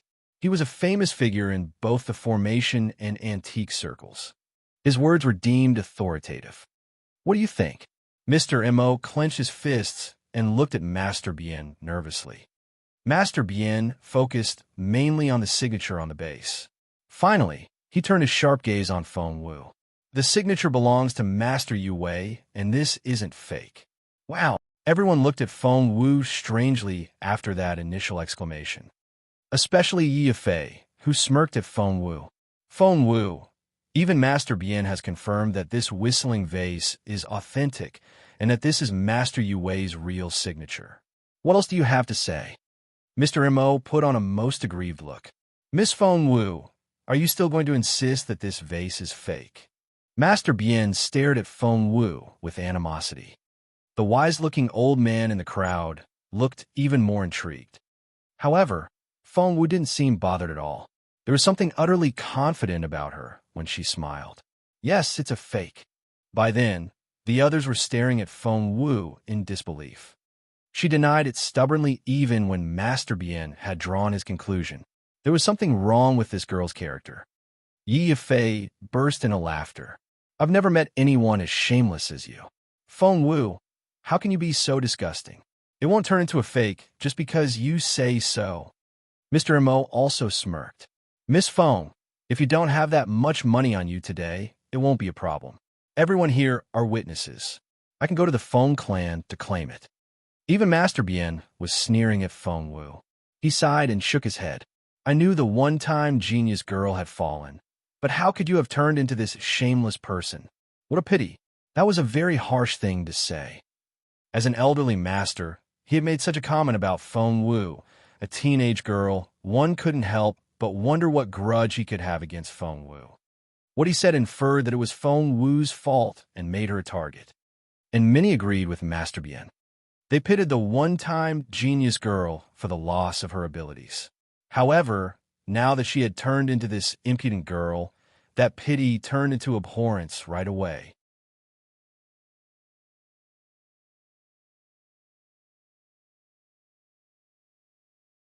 Chapter 441. All Hail Feng Wu. Chapter 441. All Hail Feng Wu. The wise-looking old man was the only one frowning at Master Bien. Feng Wu had no idea what was going on in the crowd. No matter how hard the others tried to smear her reputation, she wasn't intimidated at all. Darting a casual glance at Master Bien, she said unhurriedly, "Master Bien, are you sure about your conclusion?" Master Bien said arrogantly, "Of course. On your reputation." Master Bien threw a dirty look at Feng Wu. A girl like this wasn't even qualified to talk to him on any given day. However, all eyes were watching, and Master Bien had to reply in a condescending tone, "Sure." Feng Wu smiled. "Are you sure you don't want to examine it again? Your entire reputation is at stake." "Ha ha." Master Bien snorted. "That's ridiculous. You're questioning the judgment of Bien Youyang. This whistling vase is authentic, and I can guarantee it on my reputation." Smack! The next second, Feng Wu grabbed the whistling vase and smashed it onto Master Bien's head. It happened so suddenly that it took everyone by surprise. When they realized what had happened, they saw that Master Bien had a bloody cut on his head. The crowd was speechless, looking at Master Bien, who stood there with a bloody forehead, and Feng Wu, who was as confident as ever. In turn, they didn't know how to react. "You." Only then did Master Bien react to the attack, and he glared at Feng Wu. Crossing her hands behind her back, Feng Wu said in a cold, harsh tone, "How can you miss that? You're a master-level formation master. Do you even know how to use your eyes? I should have dug out your eyeballs and fed them to the dogs, but I'm more merciful than that. Instead, I only borrowed your head." Feng Wu said it in a tone of a superior reprimanding their subordinate. Master Bien was speechless. So was everyone else. "You." Master Bien glared at Feng Wu. "Oh, what?" Feng Wu smirked. "The only thing authentic about this whistling vase is the base. The rest of the vase was stuck on afterward. Only an imbecile like you would call the thing an authentic piece and endorse this elegant ink gallery. That Mr. Mo over there is making money and calling you an idiot in his head." The well-respected Master Bien couldn't stand Feng Wu's insult. Everyone was looking forward to seeing what Master Bien would do to Feng Wu now. However, the look on Master Bien's face changed abruptly. He turned around and stared at Mr. Mo. Mr. Mo was hesitating at that moment, and shaken by Master Bien's sudden stare, he couldn't hide that expression on his face quickly enough. That alarmed Master Bien. Without thinking, he crouched down, took out his magnifying glass, and examined the pieces inch by inch. He blanched right away. Turning to Mr. Mo, Master Bien asked, "What did you say the level of the formation in this whistling vase was?" Master level." Master Bien grabbed an antique bottle and smashed it against Mr. Mo's forehead. "A master-level formation? Don't make me laugh." Master Bien pointed at one of the broken pieces. "If that's really the case, why isn't there any trace left at the eye of the formation? Answer me." Well, a bitter taste filled Mr. Mo's mouth. He turned to Yi Yifei with a pleading look. How could he have anticipated that someone as inconsequential as Duan Chaoga would have such a capable friend? Mr. Mo thought that he had everything under control when he set the girl up with this fake piece. Just then,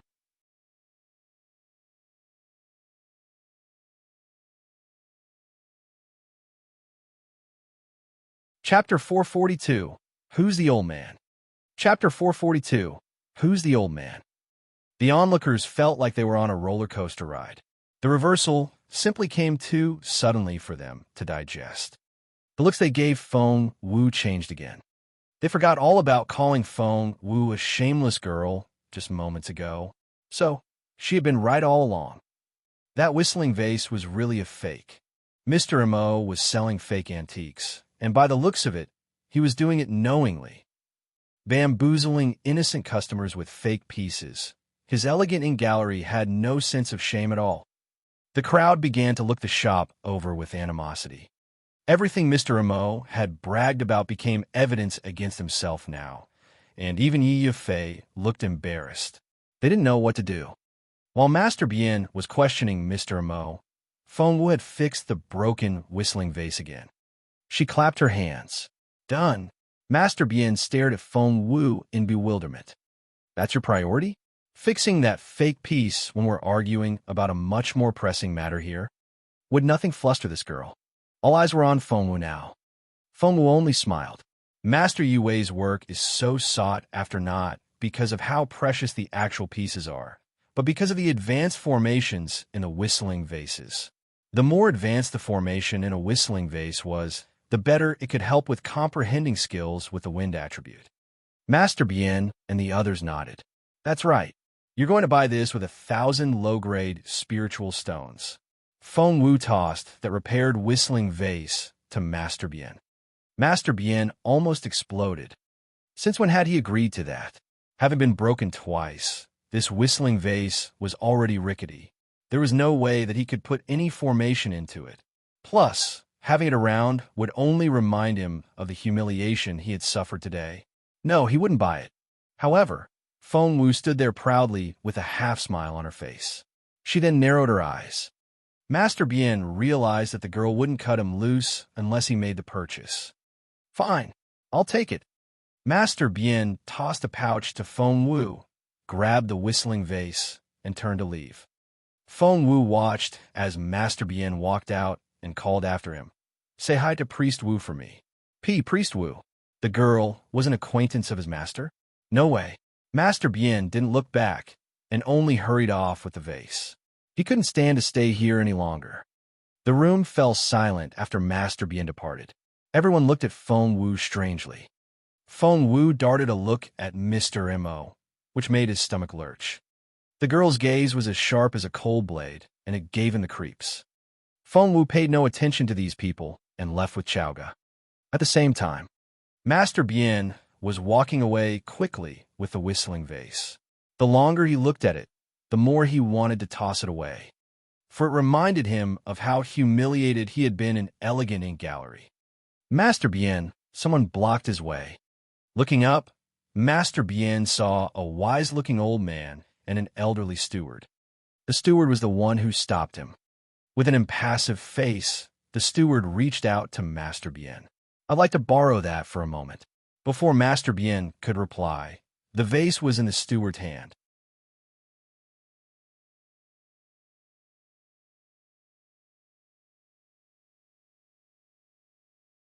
Chapter 443.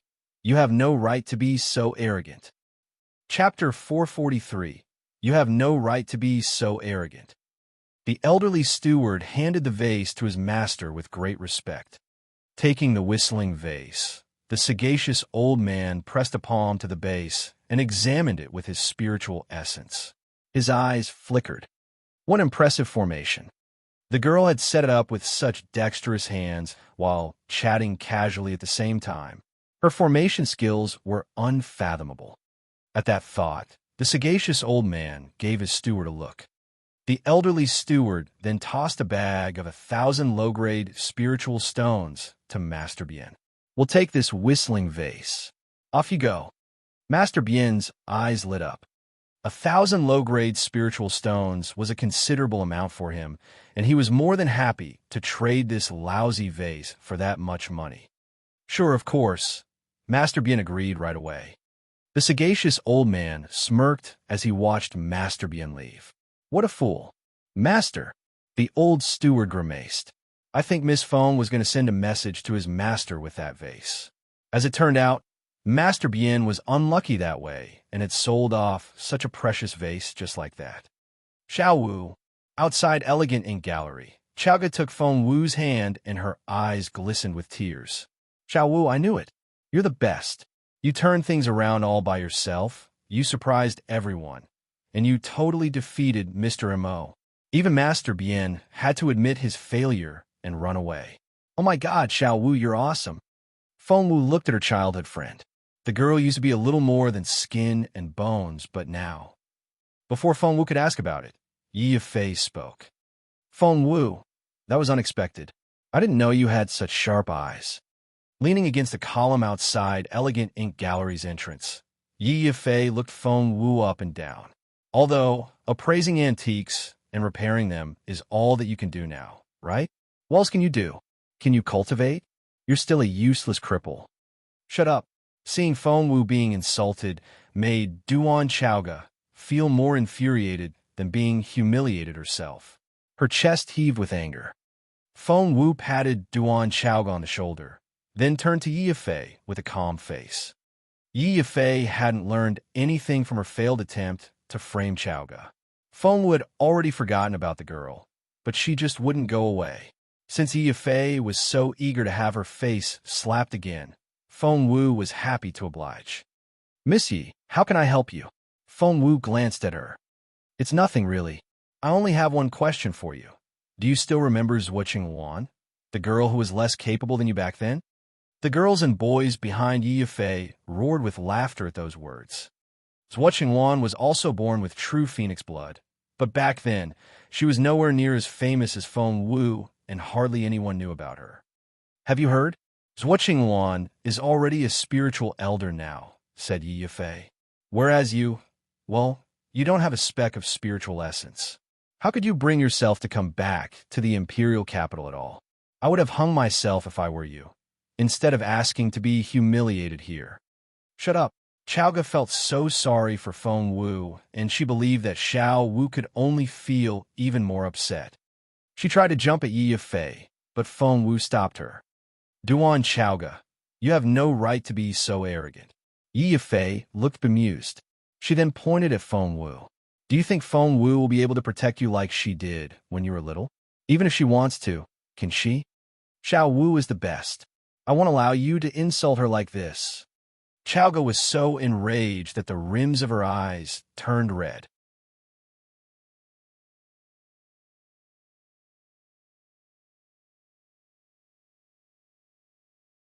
Chapter 444, World Tower. Chapter 444, World Tower. Xiao Wu, let's go. Chowga took Feng Wu's hand and wanted to leave. These people weren't worth talking to. Duan Chowga, where are you going? Yi Fei stared at Chowga with a half-smile and stopped the latter in a casual tone. Didn't you agree to work as my maid for the day? You still have 2 more hours to go. Feng Wu turned to Chowga in bewilderment. Chowga almost burst into tears, but she managed to fight them back. She said to Feng Wu, Xiao Wu, you can go back. I'll catch up with you later. She could handle the humiliation, but she wouldn't let Xiao Wu be insulted like that. Feng Wu shook her head with a wry smile. She knew perfectly well what was going on in Chowga's head, and because of that, she wouldn't stand there and let Chowga be bullied. Chowga would be even more humiliated if she was asked about her weight in front of these people. So Feng Wu turned to Yi Fei. What do you want? She knew that she was Yi Fei's real target, not Chowga. Miss Feng Wu, that's very smart of you. Yi Fei gloated and gestured with a wave of her hand. Follow me. The other boys and girls with Yi Fei all giggled in satisfaction. Feng Wu used to be famous as His Royal Highness's one-time fiancée. Hence, humiliating her felt exceptionally satisfying. Sister Yi Fei, where are we going? Queen, Yi Fei's minion, asked in excitement. Yi Fei showed them an ornamental plate. Wait, that's an entrance card for World Tower, said Huyin in an agitated tone. And it's the one to the 6th floor. That's right, Yi Fei said in a matter-of-fact tone. It belongs to my father, and he can enter the 6th floor with it. However, the owner's children have to move a floor down, so we can only go as high as the 5th floor. The 5th floor, Wan Ling, another of Yi Fei's minions, pressed her hands to her chest. World Tower is so hard to get into.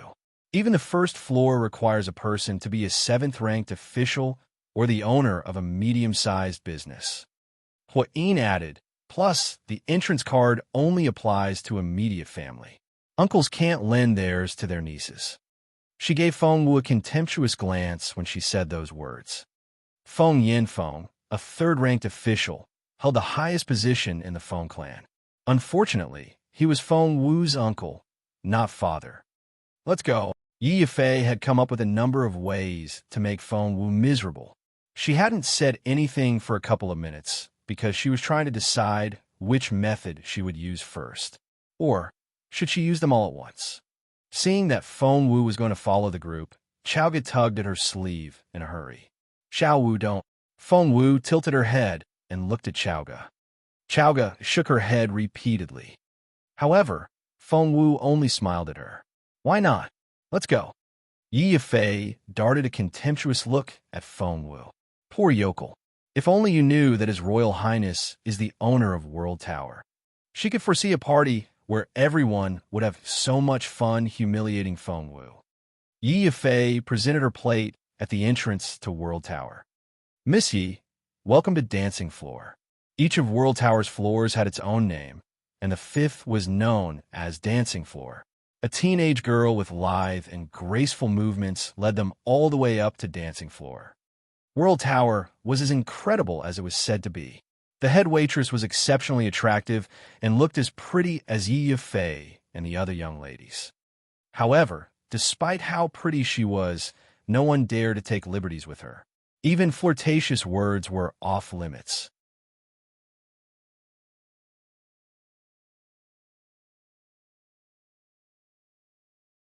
Chapter 445, Inky Rain. Chapter 445, Inky Rain. Because this was World Tower, His Royal Highness's World Tower. Yi Yifei frowned. Yin Yu, is Moonroom taken? Yin Yu nodded slightly. Yes. What about Pine? That's taken as well. Yin Yu glanced at Yi Yifei. Inky Rain is the only left. Miss Yi, are you going to take it? World Tower was the only place that dared to treat its customers in this manner. Yi Yifei had put on airs in front of Feng Wu, but she couldn't even raise her voice to a waitress of World Tower. The person behind World Tower was simply too powerful for anyone to defy. Inky Rain Room. The private room was as wide as several hundred square meters. Tables were set on the left side, and customers could entertain themselves however they wanted. Rush cushions were scattered around on the floor on the right side of the room, and a painting known as Inky Rain hung on the wall. Other than those, there was nothing on that side of the room. The right side was as tranquil as it was boisterous on the left side. The left side was for mundane activities and the right for cultivation. The difference was as stark as yin and yang. Let's eat. We'll go study Inky Rain afterward. Yi Yifei gestured at her friends to sit down. Her gaze shifted to Chaoga, and she was going to ask Chaoga to stand behind her like a maid, but Feng Wu acted first and pressed Chaoga down in a chair. Chaoga, take a seat. Yi Yifei smirked. She hadn't even started yet. Well, sit all you want. Let's see how long you can keep your seat. Feng Wu and Chaoga sat at one corner of the table. Yi Yifei was enjoying her conversation with her friends. They were obviously shutting out Feng Wu and Chaoga, but Feng Wu couldn't care less. Sister Yifei, you said you were going to tell us great news. What is it? Huayin played along. Yi Yifei glanced at Feng Wu with a gloating smile. It's not settled yet, but I'm sure I'll get that manor. Which manor? Wen Ling asked curiously. Well, I can't tell you that, but I can tell you that Zhuo Qingwan told me about it in a letter. She said that the manor had great feng shui and was perfect for cultivation. So, she said she had to have it. So, you're not buying it, but Sister Zhuo is? Lu Hao asked in excitement when he heard Zhuo Qingwan's name. That's right. It's going to be Sister Zhuo's house, and I'm only buying it on her behalf. Yi Yifei switched to a mysterious tone. Can you guess which manor it is? Which one? All her friends asked curiously. Feng Wu, aren't you curious? Yi Yifei stared at Feng Wu with a half-smile. Grand Secretary Feng's manor was right next to the Feng manor and only a wall away from Feng Wu's Fallen Star yard. How angry and scared would Feng Wu be if she knew that Zhuo Qingwan was going to become her next-door neighbor? Yi Yifei was greatly satisfied by the thought. Who could have expected that the haughty, aloof Feng Wu would one day live under such conditions? Ha. Feng Wu glanced at Yi Yifei casually. Nope. Huh. Yi Yifei snorted. You'll cry your eyes out after the purchase goes through. Feng Wu shrugged indifferently. However, she was secretly alarmed. Feng Wu had thought that Yi Yifei was the other bidder and hadn't taken the competition too seriously. But Zwiching won? If that was the case, would Feng Sun be influential enough? Should she ask for Lady Northern Feng instead? Feng Wu pondered the matter. Then, Yi Yifei and her friends.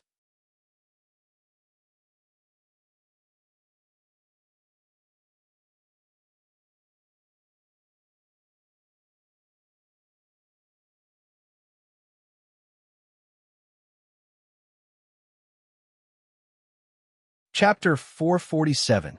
Who Poisoned You? Chapter 447. Who Poisoned You? Do you gain weight even for drinking water? Feng Wu asked. Yes. Chowga felt like crying when the subject was brought up. Xiao Wu, I'm not a glutton. There was this time when I starved myself for 3 days, but afterward, I weighed 3 kilograms more. How can such a horrible thing happen? In the past few years, every time I went on a diet, I ended up gaining more weight. Sometimes I feel that there's no point in living like this. Chowga had been living in a nightmare in the past 5 years since Feng Wu left. And you made no progress in your cultivation. Not only that, your cultivation level has dropped. Feng Wu frowned. Xiao Wu. Chowga burst into tears. I don't know why, but after you left, instead of making any progress every time I cultivated, my level would drop. In the end, I just stopped altogether, for the harder I tried, the faster I slid backward. It was horrible. Am I cursed? Chowga had been living under a lot of stress. Things wouldn't be so bad if her family was a peaceful and warm one, but hers was like a battlefield, and more drama went on there than the Feng manor. It's not a curse, but a poison. Feng Wu fought back her anger. It's known as degenerative powder, which not only makes you gain weight, but causes your cultivation level to drop. That sounds like such a potent poison, but who would do that to me? Chowga asked in confusion. Feng Wu's eyes flashed. You came to see me off before I left the Imperial capital. Did you drink anything that day? Well, Chowga might forget a lot of things, but she remembered every moment she spent with Feng Wu. I remember that I was thirsty and I saw a bowl of water on your table, so I drank it. Was it sweet and sour and tasted like almond? Yes. Chowga cried out. Xiao Wu, how do you know that? If I'm guessing right, it was meant for me. Feng Wu closed her eyes. If Chowga hadn't drunk it, either her beautiful mother or herself would have. What? Chowga couldn't bring herself to imagine Xiao Wu as a butterball the way she was now. I'm so glad that I drank it instead. I'm so glad that I drank it instead. Feng Wu took a deep breath. After suffering from the poison for 5 years, the first thing Chowga said when she learned the truth wasn't a complaint, but that she was glad that she had taken Feng Wu's place as the victim. Feng Wu felt so blessed to have such a good friend. Don't worry, I have the antidote for it, Feng Wu said in a solemn tone. Chowga beamed at her. I know Xiao Wu can do it. Nothing in this world could stop Xiao Wu. That was how confident Chowga was about Feng Wu. Feng Wu gave Chowga a wry smile. With so many people she needed to protect, she had no choice but to work harder and become stronger. With a wave of Feng Wu's hand, a dot of pale green light entered Chowga's forehead between her eyebrows. Feng Wu let out a breath of relief when she saw Chowga begin to absorb that dot of light.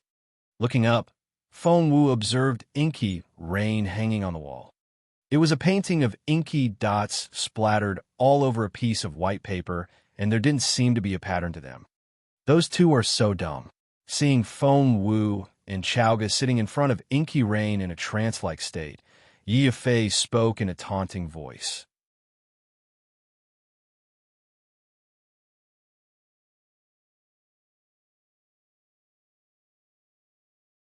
Chapter 448. Senior Brother Jun Lin Yuan. Chapter 448. Senior Brother Jun Lin Yuan. They haven't received enlightenment, have they? Huyin was concerned. When Ling said grumpily. Feng Wu has lost her abilities, hasn't she? Her making progress in cultivation? Are you kidding me? What about Duan Chaoga? Huayin looked alarmed. 5 years ago, Chaoga used to follow Feng Wu everywhere, and she was a genius herself as well. She was that close to the spiritual grandmaster stage, even then. That was true. Feng Wu had been brilliant 5 years ago, and Chaoga, her friend, was also a well-known figure. Duan Chaoga had been qualified to enter Imperial College when she was only 8. How talented she must have been. Yi Yifei smirked. Feng Wu is a cripple and Duan Chaoga's cultivation level has continued to drop. So what if they see something in Inky Rain? Do you think they'll be able to make any progress? Ha! Everyone looked at the pair of girls in contempt. Huayin frowned. Although, that Inky Rain is so difficult to read. How are we supposed to learn anything from it? I've looked at it 100 times and I still don't get it, let alone been enlightened. It makes my head dizzy every time. Wenling nodded. That's right. I thought I could use it to improve my cultivation level a little before the entrance exam for Imperial College. That way, I'd have a better chance of getting in. Sister Yifei is so awesome. She got in last year already. Of these teenagers, Yi Yifei was the only one who had gotten into Imperial College. Yi Yifei said, "You've all become level 9 spiritual masters after shoring up your cultivation for a year. Don't worry. I'm sure all of you will get in this time." Huayin took Yi Yifei's arm. Sister Yifei, can you talk us through the entrance exam of Imperial College? Yi Yifei said grumpily, "Haven't you guys taken the exam once already?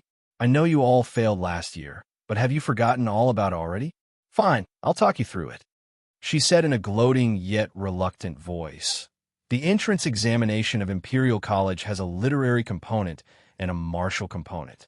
The total score is 1,000, with the literary component taking up 300 and the martial component 700. Only the top 1,000 candidates for the literary exam will qualify to take the martial exam. You all still remember that? Yes. Everyone nodded. Yi Yifei said, "You know what? You know all this already. Here's what I have for you. Get into Imperial College, and you'll find a brand new world. Your life will be lifted to a whole new level. You may find the most unattainable figures there as your classmates. Imperial College's essence-gathering formation is immensely helpful for your cultivation.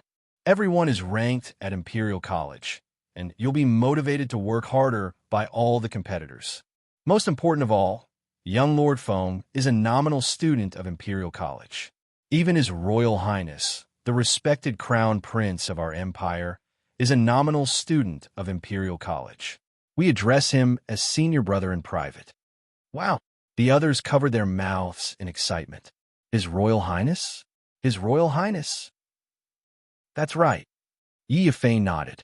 Of course, we only use it among ourselves, and His Royal Highness will only ignore us if we address him like that in front of him.